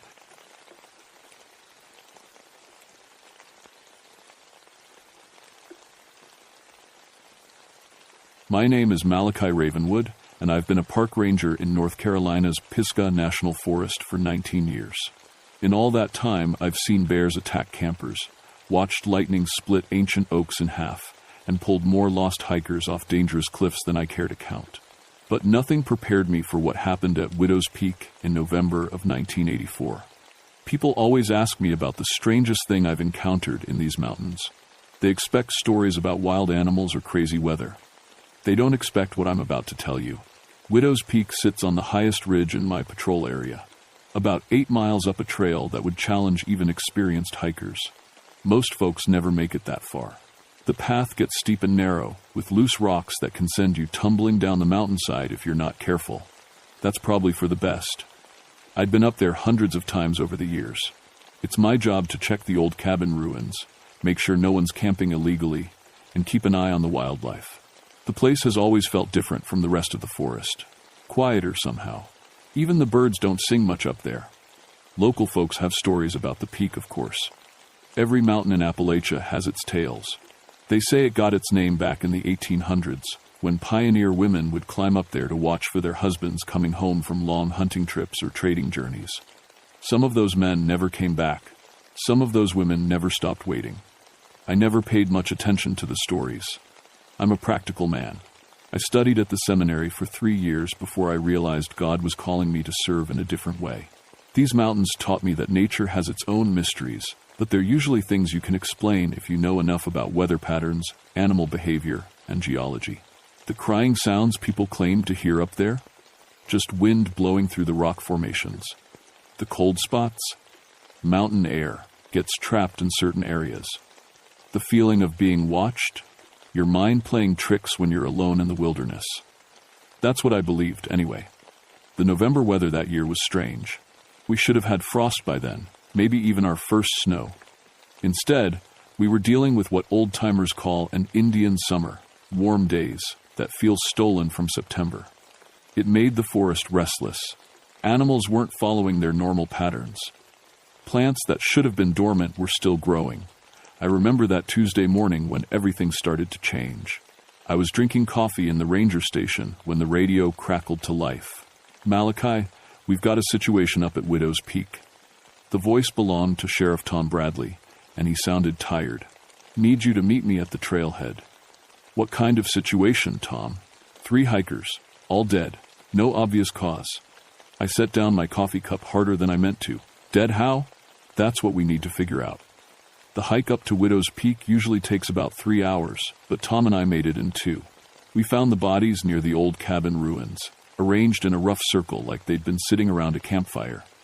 But there was no fire, no obvious injuries, no signs of violence. All 3 were experienced hikers. I recognized one of them, a guy named Pete Morrison, who'd been coming to these mountains for 15 years. He knew every trail, every dangerous spot, every place where the weather could turn deadly in minutes. "Medical examiner's on his way up," Tom said, crouching next to the nearest body. "But I wanted you to take a look first. You know this place better than anyone." I walked around the scene, looking for anything that might explain what happened.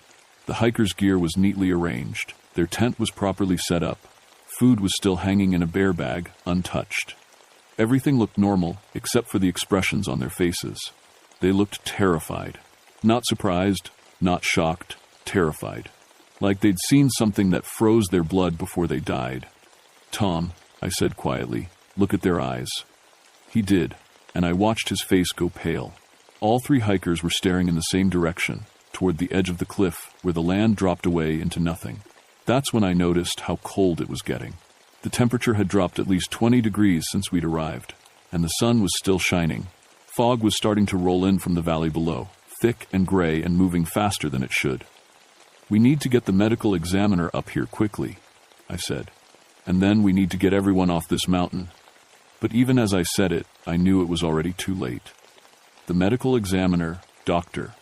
Sarah Chen, arrived with 2 assistants just as the fog reached the peak. She was a no-nonsense woman who'd seen every kind of death the mountains could deliver, but even she seemed unsettled by what she found. "No obvious trauma," she said after examining the first body. "No signs of poisoning, no evidence of disease. Heart stopped, but I can't tell you why." I helped her team document the scene while Tom tried to reach the sheriff's office on his radio. The fog was getting thicker, making everything look ghostly and strange. The temperature kept dropping. "Malachi," one of Dr. Chen's assistants called out. His name was Kevin, and he was pointing his camera toward the tree line. "I'm getting some weird readings on the equipment." I walked over to look. The digital camera's display was showing shapes that shouldn't be there. Tall, thin figures standing among the trees. But when I looked with my naked eyes, I saw nothing. "Equipment malfunction," Dr. Chen said. But she sounded like she was trying to convince herself. That's when we heard the crying. It started soft, like wind through leaves, but gradually got louder. It was definitely a woman's voice, full of sadness and pain. The sound seemed to come from everywhere and nowhere at once. "Where's that coming from?" Kevin whispered. Tom had stopped trying to use his radio. He was standing perfectly still, listening. "I've heard stories about this place," he said quietly. "Never believed them before." The crying got louder, and now we could hear words mixed in with the sobs. "Help me, please. Where are they? Come back to me." "Doctor." Chen was trying to work, but her hands were shaking. "We need to finish here and get down the mountain," she said. "This fog is getting dangerous." But the fog wasn't just getting thicker, it was getting colder. Our breath was coming out in white puffs, and ice was starting to form on the rocks around us. That's when Kevin collapsed. He just dropped to his knees like someone had hit him with a hammer. His camera fell and cracked against a rock. When Tom and I reached him, Kevin was staring at something we couldn't see. "She's so sad," he whispered. "She's been waiting so long." "Doctor." Chen knelt beside him, checking his pulse. "Kevin, look at me. What do you see?" "The lady in white. She's standing right there." He pointed toward the cliff edge. "She wants us to come with her. She says her husband is waiting down there." I looked where he was pointing and saw nothing but fog and rocks. But the temperature dropped another 10 degrees, and now I could see our equipment starting to malfunction. The radio was picking up voices, speaking in a language I didn't recognize. "Doctor." Chen's medical instruments were giving impossible readings. "We're leaving," I said. "Now."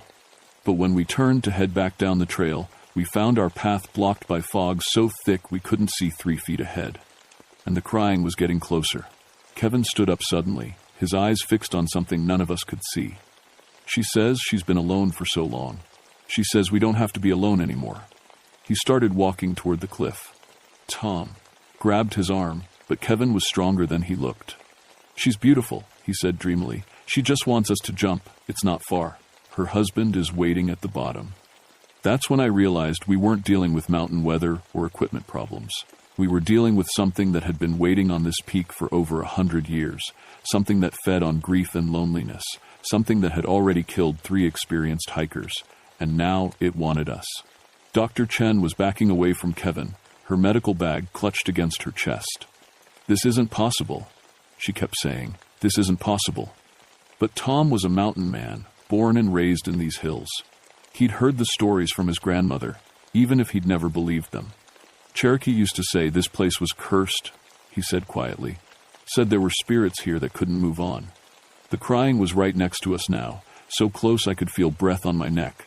Ice was forming on our clothes, and Kevin was still trying to walk toward the cliff, even with Tom holding his arm. That's when I saw her. Just for a second, in the fog, I caught a glimpse of a woman in a white dress. She was beautiful and terrible at the same time, with long dark hair and eyes full of endless sadness. She was reaching toward Kevin with one pale hand. And behind her, barely visible in the mist, I could see others. Dozens of women in old-fashioned dresses, all crying, all reaching, all waiting for someone who would never come home. "Run!" I whispered. Then I shouted it. "Run!" We ran blind through the fog, crashing through trees and stumbling over rocks. I could hear the women crying behind us, their voices getting louder and more desperate. Tom was dragging Kevin, who kept trying to turn back toward the cliff. Dr. Chen tripped and fell hard. When I helped her up, her face was white with pain. "I think I twisted my ankle," she gasped. The fog was following us, rolling, down the mountain like water. Inside it, I could see shapes moving, women in white dresses, always just at the edge of vision. The temperature was still dropping. Our footsteps were crunching on ice that shouldn't exist in November. "There's a cave about half a mile down," I said. "If we can make it there, we might be able to wait this out." But even as I said it, I knew we weren't dealing with weather anymore. This was something else, something that had been building power for over a century. Kevin suddenly broke free from Tom's grip and started running back up the mountain. "I can hear him calling," he shouted. "My dad is calling for me." Tom caught him after 20 yards, but Kevin fought like a wild animal.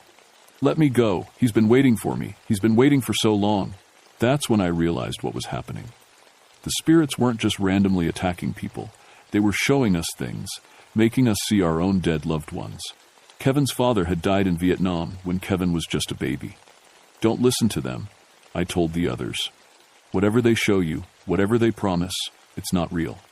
But the crying was getting inside my head too. I started thinking about my brother Marcus, who died in a car accident 10 years ago. I could almost hear his voice in the wind, calling my name. We made it to the cave, but it didn't help. The fog seeped in like smoke, and the temperature kept dropping. Dr. Chen was shivering so hard she could barely speak. Tom was trying to build a fire, but his matches wouldn't light. "Malachi," Kevin said quietly. He was sitting in the back of the cave, staring at something none of us could see. "Do you think they're really dead, the people we've lost?" "Kevin, don't." "Because she says they're not. She says they're just waiting in a different place, and all we have to do is step across." The crying was everywhere now, echoing off the cave walls, and I could see them more clearly, not just the women in white, but other figures too. Men in old-fashioned clothes, children in pioneer dress, all with the same expression of endless waiting. Dr. Chen grabbed my arm. "My daughter," she whispered. "I can see my daughter. She died of cancer 3 years ago. She's right there, asking why I couldn't save her." I closed my eyes, trying to shut out the visions, but I could still hear Marcus calling for me. He sounded so real, so close. All I had to do was follow his voice into the fog. That's when I remembered my seminary training. Not the theology, but the practical stuff about helping people in crisis, about recognizing when grief was being used as a weapon. "They're not our loved ones," I said firmly. "They're using our memories against us. Our dead are at peace. These things are something else." But Tom was already standing up, his eyes fixed on empty air. "Sarah," he whispered. "My wife, Sarah. She says she's been waiting for me." Tom's wife had died of a heart attack 2 years ago. I'd been at the funeral. I'd seen how broken he was. "Tom, that's not Sarah. Sarah wouldn't want this for you." But he was already walking toward the cave entrance, toward the fog and the crying voices. Kevin was following him, and Dr. Chen was struggling to her feet despite her injured ankle. The spirits were getting stronger. I could feel their hunger, their desperate need to not be alone anymore. They'd been trapped on this mountain for over a century, and they were going to keep killing until someone helped them find peace, or until there was no one left to kill. I was the only one still fighting their influence, but I could feel my resistance weakening. The seminary had taught me about evil, but this wasn't evil exactly. This was grief so pure and powerful it had become its own kind of force. That's when I heard footsteps outside the cave. Real footsteps, not spirit voices. Someone was coming up the mountain. "Hello?" A woman's voice called out. "Is anyone up there? I saw your flashlights from the trail."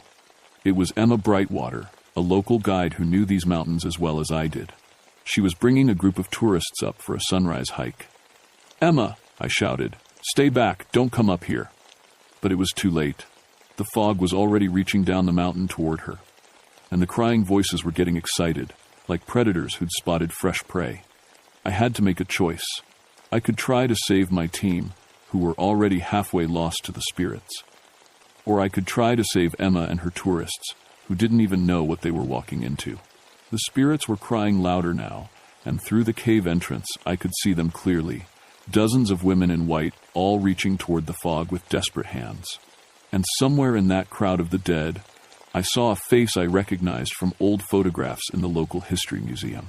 A woman named Mary Catherine Wells, who died on this peak in 1847, waiting for a husband who'd been killed by bandits 50 miles away. She was the first. She was the one who'd started all this, and she was looking right at me. I ran out of the cave and down the mountain, leaving Tom, Kevin, and Dr. Chen behind. I know how that sounds, but Emma had 6 tourists with her, including 2 teenage kids. I couldn't let the spirits take them all. I found Emma's group about a quarter-mile down the trail. They were setting up camp for the night, planning to reach the peak at sunrise. The fog was already starting to reach them. "Emma, you need to get these people out of here right now," I said, trying to keep my voice calm. She looked at me like I'd lost my mind. "Malachi, what are you doing up here? And why do you look like you've seen a ghost?" The irony wasn't lost on me. "There's been an accident at the peak," I said. 3 people are dead, and the conditions are dangerous. You need to head back down immediately." But even as I spoke, the fog was getting thicker around us. The temperature was dropping fast. And I could hear the crying starting again, soft at first but getting louder. One of the teenagers, a girl about 16, suddenly stopped packing her gear. "Do you guys hear that?" she asked. "It sounds like someone's crying." "Just wind through the rocks," Emma said, but she was looking around nervously. The girl took a step toward the fog. "It sounds like my mom, but that's impossible. My mom died last year." That's when I knew we were all in serious trouble. I grabbed the girl's arm. "Listen to me very carefully. Whatever you think you hear, it's not your mother. Your mother is at peace. This is something else, something that feeds on our grief." But the crying was getting louder, and now the other tourists were starting to hear it too. An older man was staring into the fog with tears in his eyes. "Dad?" he whispered. "Is that really you?" Emma was trying to maintain control of her group, but I could see the confusion and fear in her face. "Malachi, what's really going on up here?" Before I could answer, the fog reached us completely. The temperature dropped so fast that ice started forming on our clothes and equipment, and through the mist, I could see them coming, dozens of figures in white, moving down the mountain toward us. The teenage girl broke free from my grip and started walking into the fog. "Mom, I'm coming, Mom." I tackled her, and we both went down hard on the rocky trail. She fought me like a wild animal, screaming for her mother. The other tourists were starting to move toward the fog too, their eyes fixed on things only they could see. That's when Emma grabbed my shoulder. "The Cherokee elder," she said urgently. "My grandmother always said if the spirits ever came back, we needed to find Joseph Crowfeather." Joseph Crowfeather lived in a cabin about 2 miles down the mountain. He was in his 80s, but he knew the old stories better than anyone. More importantly, he knew the old ways of dealing with restless spirits. "Can you find him in this fog?" I asked. "I can try, but what about them?" She gestured to the tourists, who were all walking slowly toward the cliff now, drawn by voices only they could hear. I looked at the group, 9 people total, including 2 kids. Then I looked up the mountain, where Tom, Kevin, and Dr. Chen were probably already dead or dying. The spirits were getting stronger with each person they claimed. "Take 2 of the stronger hikers and go find Joseph," I said. "I'll try to hold the others here." But even as I said it, I knew it was hopeless. I was just one man against forces that had been building power for over a century. The best I could do was slow them down. Emma picked the 2 most experienced hikers and disappeared into the fog. I was left with 6 tourists who were all slowly walking toward their deaths, hypnotized by the voices of their dead loved ones. That's when I remembered something from my seminary days. A priest had once told me that the most powerful prayer wasn't asking God for help. It was offering to help others, even at the cost of your own life. I started talking to the spirits. "Mary Catherine Wells," I called out. "I know who you are. I know why you're here." The fog seemed to swirl around me, and the crying got quieter. The tourists stopped walking. "You've been waiting for your husband for over 140 years. But he's not coming back. He died in 1847, killed by bandits on the trading road." A figure materialized in the fog in front of me, a woman in a white dress, with long dark hair and eyes full of endless sadness. Mary Catherine Wells, the first widow of Widow's Peak. "He promised," she said, and her voice was like wind through dead leaves. "He promised he'd come home. I know he did. But sometimes promises get broken. Not because people don't care, but because the certain Suntun Dollar Day, the world is dangerous and unpredictable." Behind her, I could see the other spirits, dozens of women who died waiting for men who never returned. And mixed in with them now, I could see Tom, Kevin, and Dr. Chen, their faces pale and their eyes empty. "You don't have to keep waiting," I told Mary Catherine, "and you don't have to make others wait with you." But she shook her head. "Alone is too hard. Alone is too cold." That's when I understood. These spirits weren't evil, They were just lonely and heartbroken.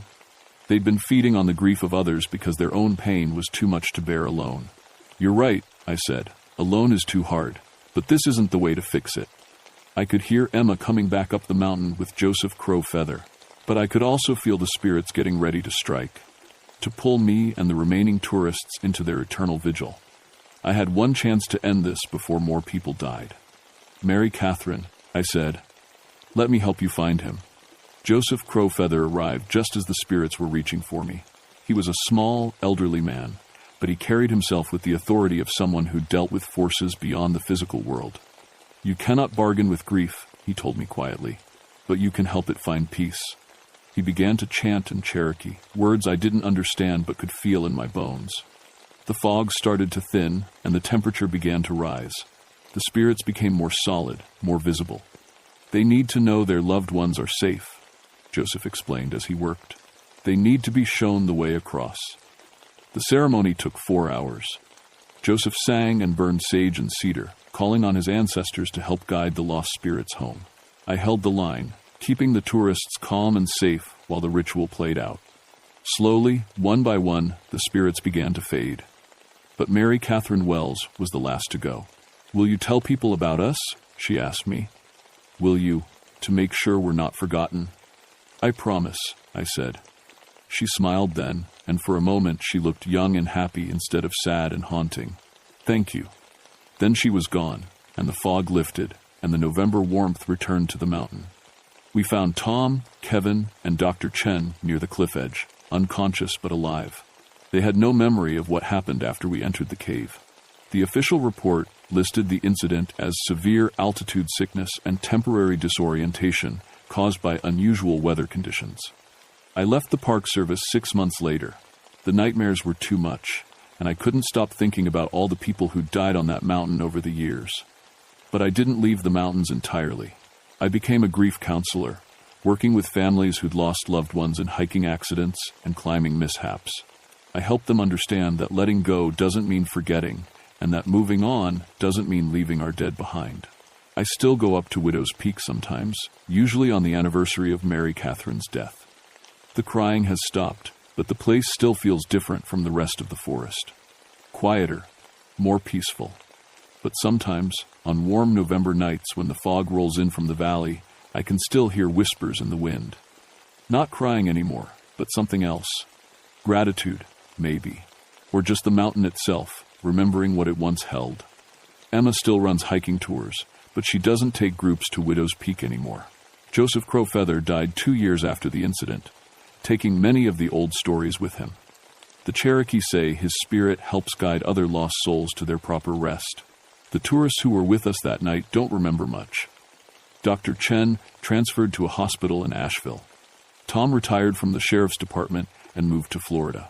Kevin became a photographer for National Geographic, though he never takes pictures of mountain peaks anymore. As for me, I learned that some ghosts are just grief that doesn't know how to let go. And sometimes, the best thing you can do for the dead is help the living understand that love doesn't end with death, it just changes form. But I also learned that some places hold on to pain longer than they should, and that the past doesn't always stay buried in these old mountains. That's why I'm telling you this story, because Widow's Peak isn't the only place in Appalachia where the dead still walk. And grief is a powerful force, whether it belongs to the living or the dead. If you ever find yourself on a mountain trail and you hear crying in the wind, don't follow the sound. Don't trust the voices that call your name. And remember that the people you've lost wouldn't want you to join them before your time. They're waiting for you, yes, but they're waiting somewhere else, somewhere better than a lonely peak, where the fog never quite lifts and the crying never quite stops. Sometimes I wonder if I really helped those spirits find peace, or if I just moved them somewhere else. But then I remember Mary Catherine's smile at the end, and I think maybe, just maybe, some stories really do have happy endings. Even the scary ones.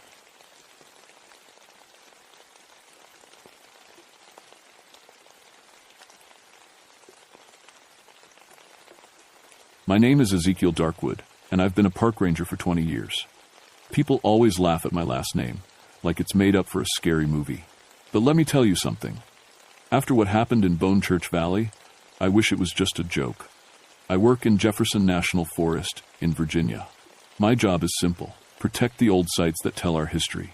Native American burial grounds, Civil War battlefields, old settlements. I've seen it all. Or at least, I thought I had. Before I became a ranger, I was a minister. Preached at a small church for 10 years before I lost my faith. Not in God, mind you, but in people. Too much politics, too much hate disguised as holy words. So I traded my pulpit for hiking boots and found peace in the mountains. The mountains of Appalachia hold secrets. Every ranger knows this. We find old cabins hidden in hollers that maps forgot. Stone circles that nobody remembers building. Sometimes we find bones, usually animals, sometimes people who got lost and never made it home. But I always thought the weird stories were just that, stories. Mountain folk love their tales of haints and devils, snake-handling churches, faith healers, prophets who talk to spirits. I figured if that was the strangest religion got out here, I could handle it. I was wrong. Bone Church Valley sits deep in the forest, hidden behind rock walls that rise up like giant fingers. The valley got its name from an old story about a religious group that lived there in the 1800s. According to local tales, they all vanished one day. Just gone. Left behind a stone church and a lot of questions. The church was built into a natural rock formation, calcium, like someone carved it right out of the mountain. Beautiful work, really. I'd visited it a few times over the years, always gave me the creeps, but I figured that was just the history talking. In June of 1973, everything changed. Dr. Helena Grimshire called me on a Tuesday morning. She was leading an archaeology team from the university, studying old religious sites in the area. Smart woman, knew her history better than anyone. "Ezekiel," she said, her voice excited, "we need access to Bone Church Valley. We found something incredible." I met her team at the valley entrance that afternoon. 5 people total. Dr. Grimshire, 2 graduate students named Mark and Sarah, a photographer called Jim, and a local historian named Mordecai Grimm. Old Mordecai knew every story, every legend in these mountains. "What exactly did you find?" I asked. Dr. Grimshire's eyes were bright with discovery. "The church has a basement, a whole underground level we never knew existed. The entrance was hidden behind fallen rocks. I followed them down the rocky path into the valley. The summer heat felt different here, thicker, heavier. The trees seemed too quiet. Even the birds didn't sing much in Bone Church Valley. The church looked the same as always from the outside. Gray stone walls covered in moss, empty windows like dead eyes, wooden doors hanging crooked on rusty hinges. But something felt wrong, more wrong than usual. "We cleared the rocks yesterday," Mark said, pointing to a dark opening at the base of the church. "There's a whole room down there, maybe more." I shined my flashlight into the hole. Cool air drifted up from below, carrying a smell I couldn't place. Old and musty, but something else too. Something that made my stomach turn. "When do you want to start the full exploration?" I asked. "Tomorrow," Dr. Grimshire said. "We'll set up camp tonight." I should have said no. Should have made them wait, get more permits, bring more people. But I was curious too.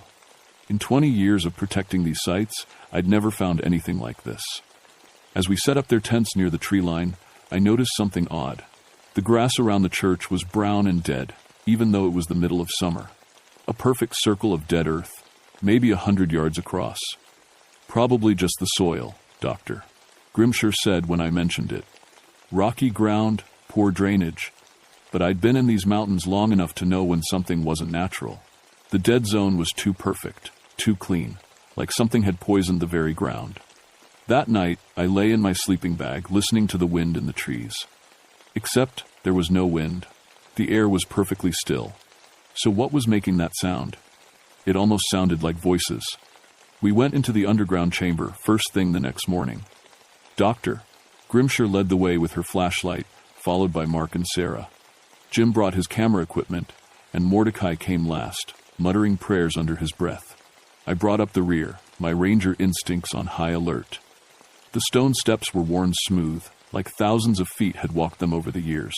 The walls were carved from solid rock, covered in symbols I'd never seen before. Not Native American, not anything I recognized from my religious studies. "This is incredible, Doctor," Grimshire whispered. Her voice echoed in the narrow passage. The craftsmanship is extraordinary. The steps went down much further than they should have. The church above wasn't that big, but we descended for at least 50 feet before reaching the bottom. And that's when we found the real church. The underground room was huge, bigger than the building above. A natural cave that someone had turned into a place of worship. Stone pews carved from the cave floor. An altar at the far end, raised up on a platform. But it was what the altar was made of that stopped us cold. Human skulls. Dozens of them, stacked and arranged to form a table. Leg bones for supports. Ribs carved with those same strange symbols, arranged in patterns around the base. Jesus Christ, Mark whispered. Don't use that name here, Mordecai said sharply. This ain't a place for holy words. Jim started taking pictures, his camera flash lighting up the bone altar in stark white bursts. Each flash seemed to make the shadows move wrong, like they were alive. Dr. Grimshire walked closer to examine the altar. These bones are old, very old, and look at this workmanship. They're not just stacked, they're fitted together like puzzle pieces. I checked my radio. Static. My watch had stopped. The temperature gauge on my pack read 20 degrees colder than it should have been. We need to document everything, Doctor, Grimshire said. This could rewrite what we know about religious practices in colonial America. But something was wrong. More wrong than just finding human bones used as furniture. Sarah pointed to the walls. Dr. Grimshire, look at these carvings. The symbols weren't just carved into the rock, they were burned in. Like someone had used fire or acid to etch them deep into the stone, and they covered every inch of the walls, from floor to ceiling. It's some kind of language, Doctor, Grimshire said, but not like anything in my references. Mordecai stayed by the entrance, refusing to come further into the chamber. This is where they did it, he said. Where they made their deal. What deal? I asked. The bone worshippers. My great-grandfather told me the stories. They didn't just disappear in 1847. They made a pact with something that ain't human, traded their souls for power. That's just folklore, Dr. Grimshire said, but her voice wasn't as sure as her words. Jim finished photographing the altar and moved to the walls. Hey, there's another passage back here, he called. Behind the bone altar, a narrow tunnel led deeper into the mountain. Cool air flowed out of it, carrying that same sick smell I'd noticed the day before. We'll explore that tomorrow, Doctor, Grimshire decided. Let's focus on documenting this room first. We spent the rest of the day measuring, photographing, and taking notes. But the longer we stayed down, the worse I felt. Like something was watching us, waiting. When we finally climbed back to the surface, the sun was setting. The dead grass around the church looked even more brown, more lifeless than before. Anyone else feel dizzy? Sarah asked as we walked back to camp. Mark nodded. Like being in a car that's spinning. I felt it too. A strange lightness in my head, like the ground wasn't quite solid under my feet. That night, none of us slept well. I woke up around 2 a.m. to the sound of singing. Soft voices drifting across the valley, too far away to make out words, but close enough to hear the melody. It was beautiful and terrible at the same time. I unzipped my tent and looked toward the church. Pale light glowed from the windows. But we'd left no lights on. The building had no electricity, no lanterns, nothing that could make that soft, steady glow. I grabbed my flashlight and walked toward the church, my bare feet silent on the dead grass. The closer I got, the clearer the singing became. Multiple voices, men and women, harmonizing in a language I didn't understand. The light was coming from inside the church, but also from below it, from the underground chamber. I reached the front door and pushed it open. The church was empty. No people, no lights. But the singing continued, echoing up from the hole in the floor. I should have woken the others, should have called for backup. Instead, I found myself walking to the opening, my flashlight beam cutting through the darkness below. The bone altar was glowing, not with fire or electric light, but with its own pale radiance. The skulls seemed to be watching me, eye sockets dark and endless. And standing around the altar, translucent as morning mist, were the singers. 20 or 30 people in old-fashioned clothes, men in dark suits, women in long dresses, children with hollow eyes, all of them singing that wordless, haunting song. All of them looking right at me. I ran. I didn't tell the team about the singers. Who would believe me? But I watched Dr. Grimshire and the others closely the next morning, looking for signs that they'd seen or heard something too. Mark looked pale and jumpy. Sarah kept glancing over her shoulder. Even practical Dr. Grimshire seemed on edge. Bad dreams? I asked. The strangest thing, she said. I dreamed I was in the underground chamber, but it was full of people. A whole congregation, like a Sunday service. And they were all... She paused. They were all dead. My blood went cold. What were they doing? Praying, but not to God, to something else. Something that whispered back. We went back down into the chamber after breakfast. This time, I brought extra batteries for my flashlight and a backup radio. Neither would work properly once we got underground. The bone altar looked different in daylight. Older somehow. More solid. The symbols carved into the ribs and skull surfaces seemed deeper, more detailed. I want to explore that back tunnel, Dr. Grimshire announced. Mordecai shook his head. That's where it lives. Where what lives? Jim asked. The thing they made their deal with. The Bone Church folks didn't just worship the dead, they worshipped death itself. Fed its souls in exchange for promises. What kind of promises? Sarah asked. Life after death. Power over others. Knowledge of things man ain't supposed to know. Mordecai's voice was grim.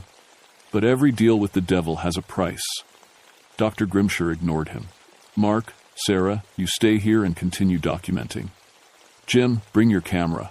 Ezekiel, I want you with us in case we find more chambers that need protection. The tunnel behind the altar was narrow, barely wide enough for one person. The walls were smooth, polished like glass. Our footsteps echoed strangely, like we were walking through something much larger than a simple cave. After maybe 50 yards, the tunnel opened into another chamber. This one was smaller, but somehow felt more important, more dangerous. The floor was covered in symbols, not carved, but made from bones. Thousands of small bones arranged in complex patterns that hurt to look at directly. They seemed to shift and move when I wasn't focusing on them. Human finger bones. Doctor, Grimshire whispered. And toe bones. This must have taken hundreds of bodies. Jim started taking pictures, but his camera kept malfunctioning. The flash would fire at random or not at all. When it did work, the pictures came out wrong, showing shapes and shadows that weren't there when we looked. In the center of the bone patterns sat a simple wooden chair, dark wood, worn smooth by use, stained with something that looked like old blood. The throne, Mordecai breathed. He'd followed us despite his fear. That's where it sits when it comes calling. As if his words were a trigger, the temperature dropped 20 degrees in seconds. Our breath misted in the suddenly cold air, and the bones on the floor began to move. Not dramatically, not like a movie, just small shifts, tiny adjustments, like puzzle pieces settling into place. But the patterns were changing, forming new shapes, new symbols. We need to leave, I said. Now. But when we turned back toward the tunnel, it was gone. The wall behind us was solid rock, as if the passage had never existed. That's impossible, Dr. Grimshire said. She ran her hands over the smooth stone. We just came through here. Jim was taking pictures frantically now, his camera working perfectly. But when I looked at the display screen, the photos showed things that weren't there. People standing around us, faces in the shadows, and in every picture, someone was sitting in the wooden chair. The same someone, a tall figure in dark robes, face hidden but unmistakably watching us. Can you see him? Jim asked, his voice shaking. In the pictures? Can you see him watching us? Sarah screamed. She was pointing at the chair, which was no longer empty. A shape sat there, not solid, but not transparent either, like heat shimmer on summer pavement, but cold instead of warm. The thing in the chair spoke without words. Its voice went straight into our heads, bypassing our ears entirely. Asterisk, welcome to my congregation. Asterisk. Dr. Grimshire stumbled backward. This isn't real. Mass hallucination caused by underground gases, or asterisk. So many years since new souls entered my church. Asterisk, the voice continued. Asterisk. So many years of waiting. Asterisk. The bone patterns on the floor were moving faster now, creating a spiral that led from the entrance to the chair, and we were standing on them. Every step we took followed the pattern, drawing us closer to the seated figure. Asterisk. Each of you will serve. Each of you will join the faithful. Asterisk. Like hell, I said, and pulled out the small Bible I'd carried since my preaching days. The thing in the chair recoiled slightly, its form wavering. Asterisk. A man of God. How delicious. Your faith will make you a powerful servant. Asterisk. I'm nobody's servant. The figure stood. It was tall, much taller than any human, and its robes seemed to be made of shadow itself. Where its face should be was only darkness, and 2 points of pale light that might have been eyes. Asterisk. You all belong to me now. This place is mine. These mountains are mine, and everyone who enters becomes part of my eternal congregation. Asterisk. That's when the real horror began. Mark started walking toward the chair. Not fighting it, not trying to stop, just walking with a peaceful smile on his face, like he was heading to Sunday service. Mark! Sarah grabbed his arm. What are you doing? Going to join them, he said calmly. It's beautiful, Sarah. You'll see. We'll all see. The thing in the shadows laughed, a sound like bones grinding together. Asterisk, one by one, they always come. Faith is such a powerful thing, even faith in darkness. Asterisk, I grabbed Mark's other arm, trying to pull him back. But he was stronger than he should have been, and getting stronger. Something was changing in his eyes. They were getting darker, emptier. Jim dropped his camera and joined Mark, both of them walking steadily toward the dark figure. This is impossible, Doctor. Grimshire kept saying. This is scientifically impossible. Asterisk science. Faith. In the end, they are the same thing. Belief in something greater than yourself. Asterisk. The bone patterns were glowing now, giving off that same pale light I'd seen the night before. And in that light, I could see them clearly. The congregation. Dozens of translucent figures standing around the chamber, all facing the chair. All watching us with dead, hungry eyes. Asterisk, welcome to the Bone Church. Asterisk, they whispered in unison. Asterisk, welcome to eternal service. Asterisk, Mark and Jim reached the chair. The dark figure extended its hands toward them, and they began to fade. Mark and Jim were becoming translucent, their solid forms turning to mist before our eyes. But they were still conscious, still aware. Mark turned to look at us, his face peaceful, but his eyes terrified. Help me, he whispered, though his lips didn't move. Please, help me. That's when I understood. The congregation wasn't made of willing servants. They were prisoners, trapped souls forced to worship something that fed on human faith and fear. Stop, I shouted at the dark figure. Let them go. Asterisk, they came to my church willingly. They will serve willingly. Asterisk, this isn't your church, I said, pulling out my Bible again. This is God's earth, and you're trespassing. The entity laughed. Asterisk, your God abandoned these mountains long ago. I am the only divine power here now. Asterisk. But something in my words had an effect. The fading process slowed. Mark and Jim solidified slightly, though they remained trapped near the chair. Dr. Grimshire was frantically examining the walls, looking for any exit. Sarah was praying in Spanish, tears streaming down her face. And Mordecai. Old Mordecai was pulling something from his coat pocket. A small wooden cross, worn smooth by generations of handling. My great-grandfather gave this to me, he said. Made from wood taken from the original church, before it was corrupted, before they made their deal. The entity recoiled further. Asterisk, put that away, old man.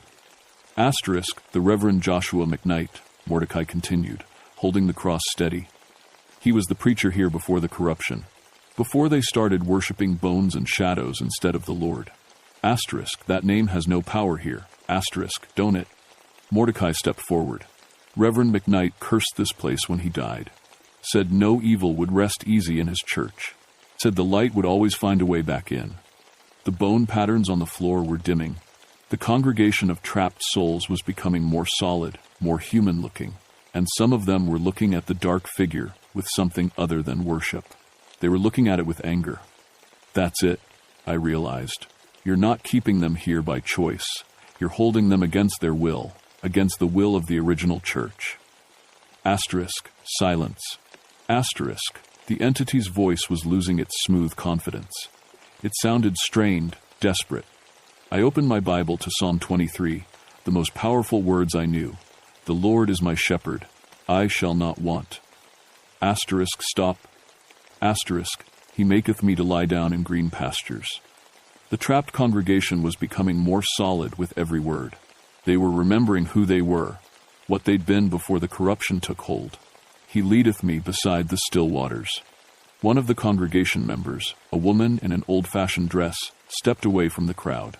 She looked at the dark figure with recognition and disgust. Thomas Grimm, she said clearly.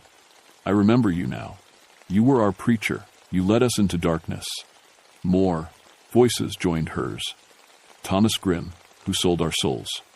Thomas Grimm, who broke his vows. Thomas Grimm, who serves the enemy of all that is holy. The dark figure was shrinking, its imposing height diminishing. The shadow robes were fading, revealing something more human underneath. Asterisk. No. I am beyond human now. I am eternal. I am power. Asterisk. You're Thomas Grimm, I said, understanding flooding through me. The last preacher of this church. You made a deal with something evil and trapped your own congregation here. The entity that had been pretending to be a demon was just a man. A corrupted, twisted man who'd been feeding on trapped souls for over a century, but still just a man. Yea, though I walk through the valley of the shadow of death, I continued, I will fear no evil, for thou art with me. The wooden cross in Mordecai's hand was glowing now, warm and bright. The congregation of trapped souls was fully solid, fully human again, and they were angry. You promised us eternal life, the woman said to Thomas Grimm. You gave us eternal prison. You used our faith against us, said a man in a dark suit. Made us worship darkness in God's name. They were advancing on their former preacher, and his stolen power was fading with every step they took. Thy rod and thy staff, they comfort me. Mark and Jim suddenly snapped back to full solidity, gasping and stumbling away from the chair. The bone patterns on the floor were cracking, falling apart. Thomas Grimm was just a man now, a thin, pale man in rotting clothes, cowering before the souls he'd betrayed. Surely goodness and mercy shall follow me all the days of my life, and I will dwell in the house of the Lord forever. The trapped congregation reached their former preacher. There was no violence, no dramatic confrontation. They simply surrounded him, and he began to fade just as Mark and Jim had. But this time, it wasn't into service. It was into nothing at all. His last words were barely a whisper. I only wanted to live forever. The moment Thomas Grimm disappeared, the chamber shook. Cracks appeared in the walls, the wooden chair crumbled to dust, and the tunnel entrance reappeared. Move, I shouted. This whole place is coming down. We ran through the collapsing tunnel as rocks fell around us. The bone altar in the main chamber was cracking apart, skulls rolling across the floor. The carved symbols on the walls were fading, the stone returning to natural rock. We made it to the surface, just as the underground chambers collapsed completely. The stone church above remained standing, but the hole in the floor had sealed itself. The entrance to the bone church was gone forever. The congregation of trapped souls stood in the valley around us, translucent again, but peaceful now, free. One by one, they faded into light and were gone. The official report said carbon monoxide poisoning killed Jim and Mark, some kind of underground gas pocket that we accidentally opened. Dr. Grimshire backed up this story, and so did I. What else could we say? That we'd found the trapped souls of a 19th century congregation and freed them from their corrupted preacher? That we'd defeated a man who'd made a deal with genuine evil and lived for over a century by feeding on human souls? Nobody would believe that. Hell, I barely believe it myself sometimes. But I know what I saw. I know what I felt in that place. The site was sealed off, declared archaeologically insignificant. The university pulled Dr. Grimshire's team, and she never returned to religious site excavation. Last I heard, she was studying pottery shards in New Mexico. Sarah transferred to a different school. Mordecai went back to his books and stories, but he never talked about the Bone Church again. When I asked him about it a few months later, he just shook his head and walked away. I kept working as a ranger, but something had changed. I started paying closer attention to the old sites I protected. Started listening more carefully to the local stories and legends, because I learned something important in that underground chamber. Not all churches serve the same God, and not all faith leads to the light. I still carry my Bible, still believe in good and evil, right and wrong. But I also know that evil can wear the mask of righteousness, can twist faith into something dark and hungry. The dead grass around the Bone Church site grew back within a month. The valley is green and alive again, the way it should be. Birds sing there now. Animals graze in the meadow where nothing would grow before. But I still don't like going there alone. Sometimes, on quiet summer evenings, I think I can hear singing drifting across the mountains. Not the twisted harmonies of trapped souls, but something clean and pure. Free voices raised in genuine praise. I hope that's what it is. I hope Thomas Grimm's congregation found their way to the light they'd been seeking for so long. But I also know that other places exist in these mountains. Other sites where faith went wrong, where deals were made with things that shouldn't be bargained with. I've found 3 more since 1973. Different locations, different stories, but the same underlying corruption. The same misuse of human faith and trust. Each time, I've known what to do. The Bible helps. Holy symbols help. But mostly, it's about remembering that real faith isn't about power or control or living forever. Real faith is about serving something greater than yourself. Something that asks for love, not worship. Something that offers hope, not promises. And real faith doesn't trap people in darkness. It sets them free. Last week, a new archaeological team called about another old church site they'd found, deep in the mountains, hidden in a valley that doesn't appear on modern maps. They want a ranger escort for their preliminary survey. I told them I'd be happy to help. After all, somebody has to make sure the light finds its way back into these dark places. Somebody has to stand guard against the bone churches.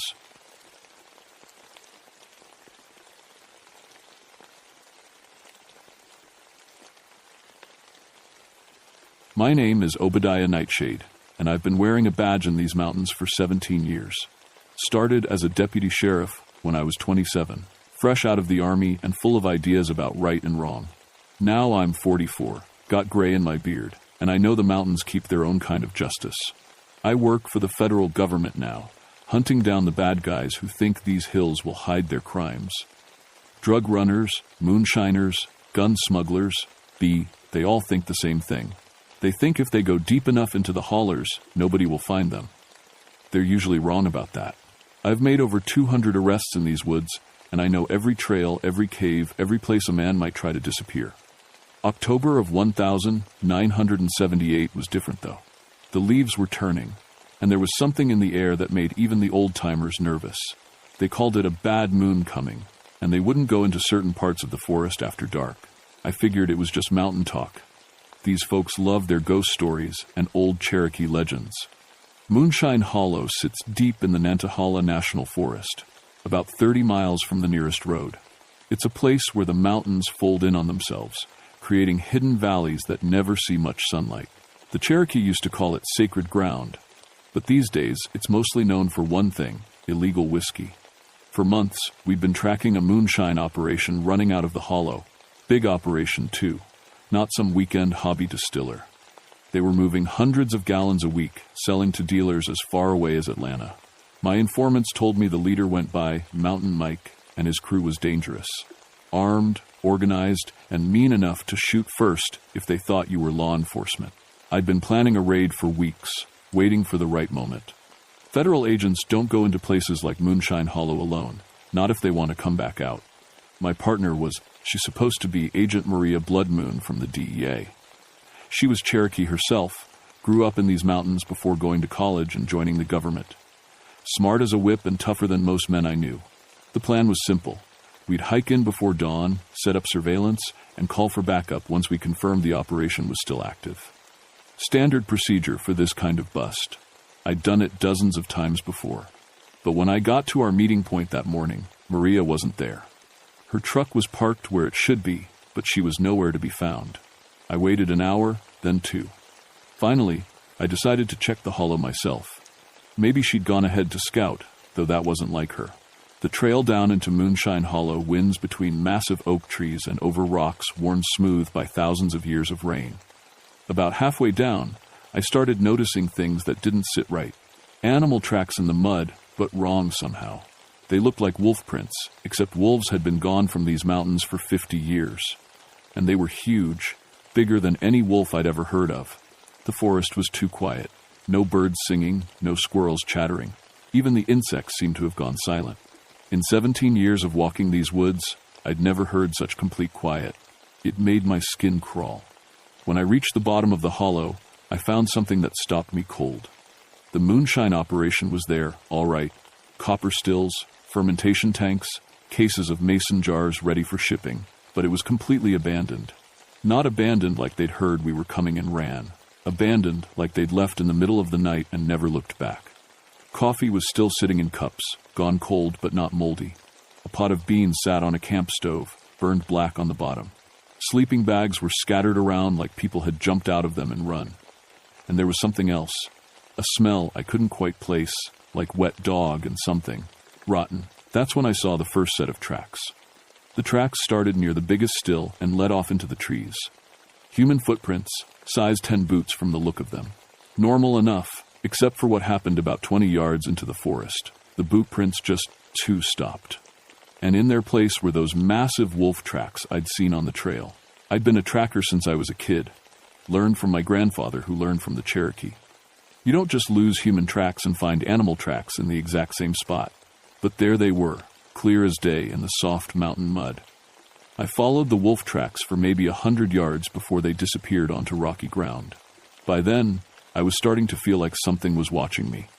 You know that feeling when the hair on your neck stands up and you want to look over your shoulder every few seconds? I'd felt it before, usually right before finding myself face to face with armed criminals. But this felt different. Hungrier. I radioed back to headquarters, told them about the abandoned operation. Sheriff Coleman's voice crackled through the static, telling me to secure the site and wait for backup. Standard procedure. But when I tried to call for Maria, all I got was static, filled with what sounded like howling. Probably just interference from the mountains, but it made my teeth itch. That's when I heard the scream. It came from deeper in the hollow, past where the creek bends around a stand of old pine trees. Human scream, full of terror and pain. I'd heard men scream before, in the army, during arrests gone wrong. This was different. This was the sound of someone who knew they were about to die. I ran toward the sound, crashing through underbrush and jumping over fallen logs. My service weapon was in my hand before I even realized I'd drawn it. 17 years of training kicked in, but my heart was hammering like I was a rookie on his first day. I found him near the creek, or what was left of him. Blackjack Harper was a local I'd arrested twice before for small-time moonshining. Skinny mountain man with bad teeth and worse hygiene, but harmless enough. Now he was curled up against a boulder, alive but torn up bad. Long cuts across his chest and arms, like he'd been mauled by something with claws. His clothes were shredded, and his eyes were wide with shock. Blackjack. I knelt down beside him, checking for major bleeding. What happened? Who did this to you? He grabbed my arm with a grip that surprised me. For a skinny guy, he was strong. They ain't human, he whispered. They look like us, but they ain't. They change, Ranger. Right in front of your eyes, they change. Who changes? The other moonshiners? Started 3 days ago. Mountain Mike, he made some kind of deal. Said we'd never have to worry about the law again. Never have to run from nobody. But the price. He shuddered, and fresh blood seeped from his wounds. The price was too high. I pressed my shirt against the worst of his cuts, trying to stop the bleeding. What kind of deal, Blackjack? Deal with who? Cherokee spirits, he said. Old magic from before the white man came. But it weren't Cherokee spirits, Ranger. It was something else, something hungry. Before I could ask more questions, we heard it. A howl echoing through the hollow, long and mournful. But underneath the animal sound was something else, something that sounded almost like human laughter. Blackjack tried to get up, panic filling his eyes. They're coming back. You gotta get out of here, Ranger. You gotta run. I'm not leaving you. I helped him to his feet, letting him lean on my shoulder. My truck's about 2 miles up the trail. We'll make it. But as we started walking, I noticed the forest had gotten even quieter.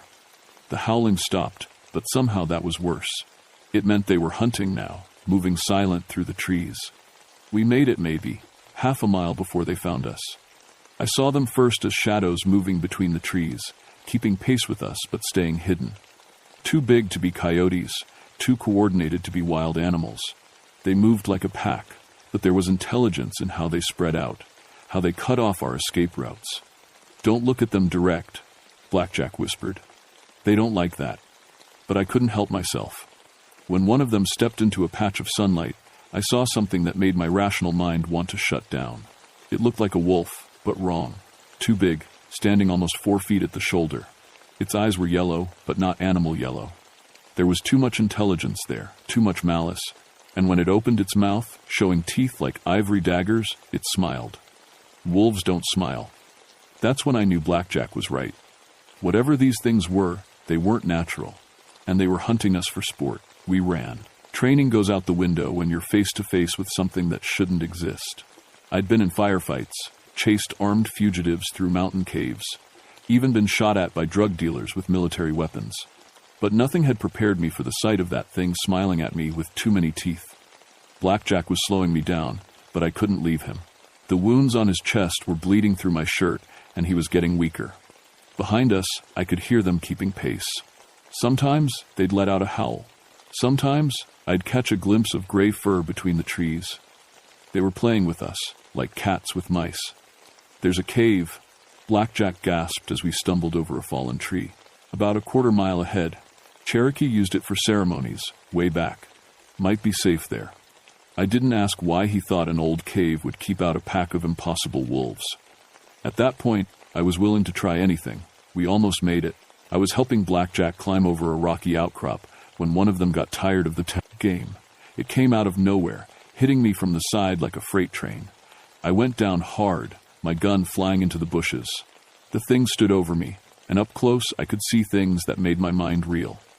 Its fur looked normal from a distance, but up close I could see it was wrong. Patches of it looked almost like human skin, pale and covered with scars. Its paws were too long, more like hands with claws than animal feet. And its face, God help me, its face looked almost human around the eyes. It opened its mouth to bite, and I saw something that made me sick. There were fillings in its teeth, gold dental work, like a person would have. Before it could finish me, Blackjack hit it with a tree branch. The thing turned on him with a snarl that sounded like cursing, giving me time to roll away and grab my gun. When I turned back, the creature was changing. I watched its bones stretch and crack, its fur receding to show human skin underneath. In less than 10 seconds, where the wolf had been, there was a man. Naked, scarred, with wild hair and yellow eyes, but definitely human. He looked at me with those terrible eyes and laughed. "You can't stop us, lawmen," he said in a voice like gravel. "We are beyond your laws now." Then he changed back, faster this time. Wolf again, bigger and angrier than before.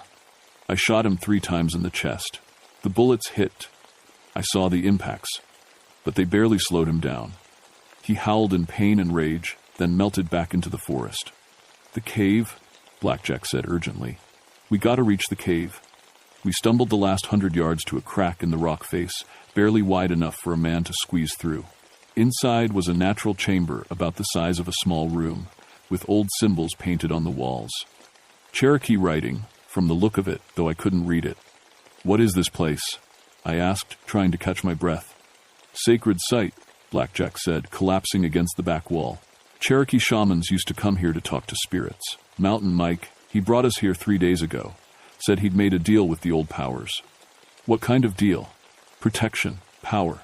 Said we'd never have to fear the law again, never have to run or hide. All we had to do was let the spirits into us, let them share our bodies." He laughed bitterly. "Didn't tell us the spirits were hungry.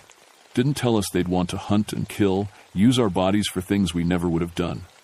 Outside the cave, I could hear them moving around, scratching at the rocks, testing the entrance. But they didn't come in. Something about the place was keeping them out. "The symbols," I said, pointing at the painted walls. "Their protection? Cherokee magic. Real magic, not the dark stuff Mountain Mike messed with, but it won't hold forever. Come morning, when the sun hits these rocks, the protection will fade." I checked my watch. It was almost midnight. We had maybe 6 hours before dawn. "How many of them are there?" "Started with 8 of us. Mountain Mike, his 3 cousins, and 4 others.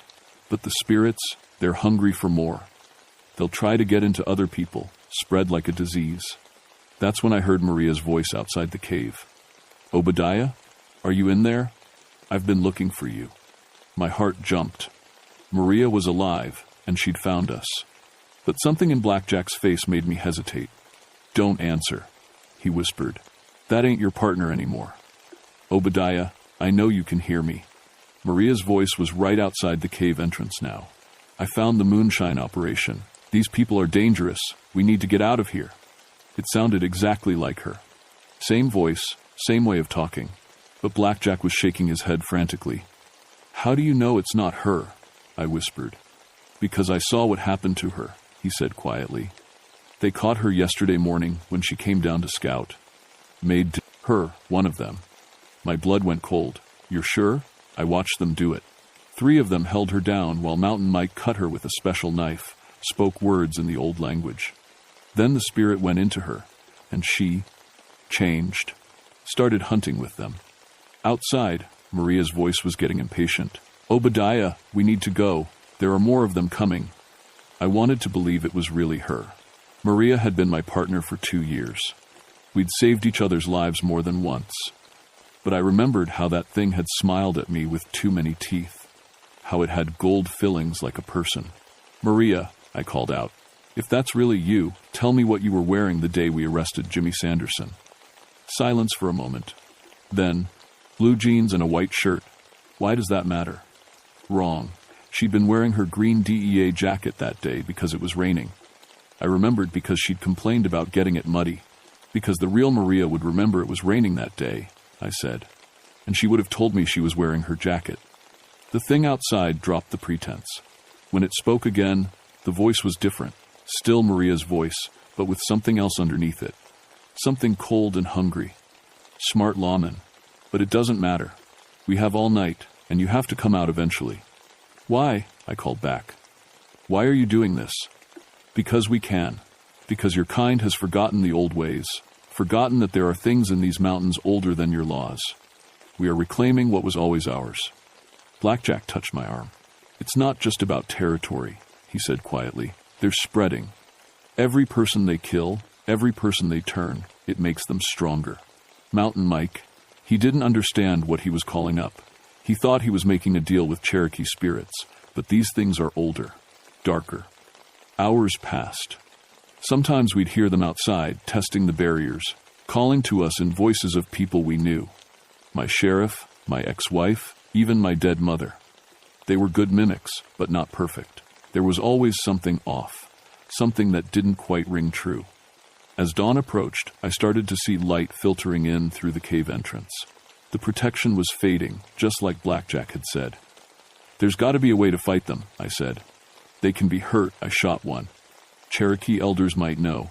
Joseph Spirit Walker. He lives about 10 miles north of here. His family has been fighting dark spirits for generations. Can we reach him? Blackjack was getting weaker. The blood loss was taking its toll. Maybe. But not both of us. I'm slowing you down, and they'll follow my scent. I was about to argue when I heard Maria's voice again, but different this time. Scared human. "Obadiah, help me. I'm still in here. It's got control, but I'm still me. Please." This time, it sounded real. The fear, the pain, it was Maria. The real Maria, trapped inside her own body with that thing. "Don't listen," Blackjack warned. "It's a trick." But I wasn't so sure. If these spirits were possessing people rather than just killing them, maybe the original person was still in there somewhere. Maybe Maria could be saved. The sun was getting brighter. Soon, the cave's protection would be gone completely. "I'm going out there," I decided. "You'll die." "Maybe. But I can't hide in here forever, and I won't leave Maria like that." I checked my gun. 6 bullets left, and I knew from experience they wouldn't do much good. But maybe I didn't need to kill them. Maybe I just needed to get to Joseph Spirit Walker. As the last shadows faded from the cave entrance, I stepped outside to face the pack. They were waiting for me in a semicircle around the cave entrance. 7 of them in human form, naked and scarred, their eyes reflecting the morning light like animals. I recognized Mountain Mike from Wanted. Posters. Big man with a gray beard who looked like he could wrestle bears. The others were strangers, but they all had that same hungry look. Maria stood in the center, and seeing her broke my heart. She looked normal except for her eyes, those terrible yellow eyes that belonged to something else. When she spoke, her voice wavered between human and something else. "Obadiah, you came out. Good, we can finish this." "Fight it, Maria," I said. "I know you're still in there." For just a moment, her eyes cleared. "Can't, it's too strong." "But Obadiah, the knife. Mountain Mike has a special knife. It's how they put the spirits in people. Destroy it." Then the thing was back in control, and she snarled at me with inhuman rage. I ran, not away from them, toward Mountain Mike. If Maria was right about the knife, maybe destroying it would help. Maybe it would free her and the others. I tackled him before he could change, and we went down hard. He was stronger than any normal man should be, but I had desperation on my side. We rolled around in the dirt, fighting for the ornate bone-handled knife on his belt. The others started changing, ready to tear me apart. But something strange happened. As soon as I touched the knife, they hesitated. It hurt them somehow, just being near it. Mountain Mike's eyes went wide. "You can't," he gasped. "You don't understand what you'll unleash." "What do you mean?" "The spirits. The knife is what keeps them bound to us. Break it, and they'll be free to possess anyone, everyone. At least this way, they're contained." I hesitated. Was he telling the truth, or was this another trick? That's when Blackjack stumbled out of the cave. He was dying. I could see it in his face, but he was determined to help. "He's lying," Blackjack said weakly. "The knife is what binds them to this world. Destroy it, and they go back where they came from." Mountain Mike snarled and tried to grab the bowl, knife back. In the struggle, the blade cut my palm, and my blood dripped onto the bone handle. Everything changed. Suddenly I could feel them, the spirits, writhing and angry inside the possessed men and women. And I could feel something else. The knife was a door, a way for the spirits to enter our world. But it was also their weakness. I raised the knife above my head and brought it down hard on a rock. The bone handle shattered like glass. The scream that followed wasn't human. It came from all 7 of them at once, a sound of rage and terror that made my ears ring. One by one, they collapsed to the ground, the yellow light fading from their eyes. Maria was the last to fall. As the spirit left her, she looked at me with her real eyes. Brown, kind, human. "Thank you," she whispered, and then she was gone. The spirits were gone too, I could feel it. Banished back to whatever dark place they'd come from. But the cost was too high. Maria and the others were dead, not possessed anymore, but dead. The spirits had used up their bodies, burned them out from the inside. Only Mountain Mike survived, and he was broken. When I arrested him 3 days later, he kept talking about voices in his head, about things that wanted to come back. The doctors said it was trauma from whatever had happened in the hollow. I never told them the truth. Blackjack died that morning, but not before Joseph's spirit walker arrived. The old Cherokee man took one look at the broken knife and nodded. "The old hungers," he said simply. "They are always trying to come back. You did well to stop them." "But for how long?" I asked. He just looked at me with ancient eyes. "Long enough, maybe forever, if people remember to respect the old places, the old warnings." That was 47 years ago. I'm retired now, but I still live in these mountains, still keep an eye on places like Moonshine Hollow, because sometimes, on nights when the moon is full and the wind is just right, I can hear them calling. The spirits are still out there, waiting for someone foolish enough to open the door again. And there's always someone who thinks they can make a deal with forces beyond their understanding. So if you ever find yourself in the deep mountains, and you come across old Cherokee symbols or sacred sites, remember this story. Some doors should never be opened. Some bargains should never be made. And if you hear howling in the night that sounds too much like human laughter, well, maybe it's time to head back to town. The mountains keep their own kind of justice. And sometimes, justice has teeth.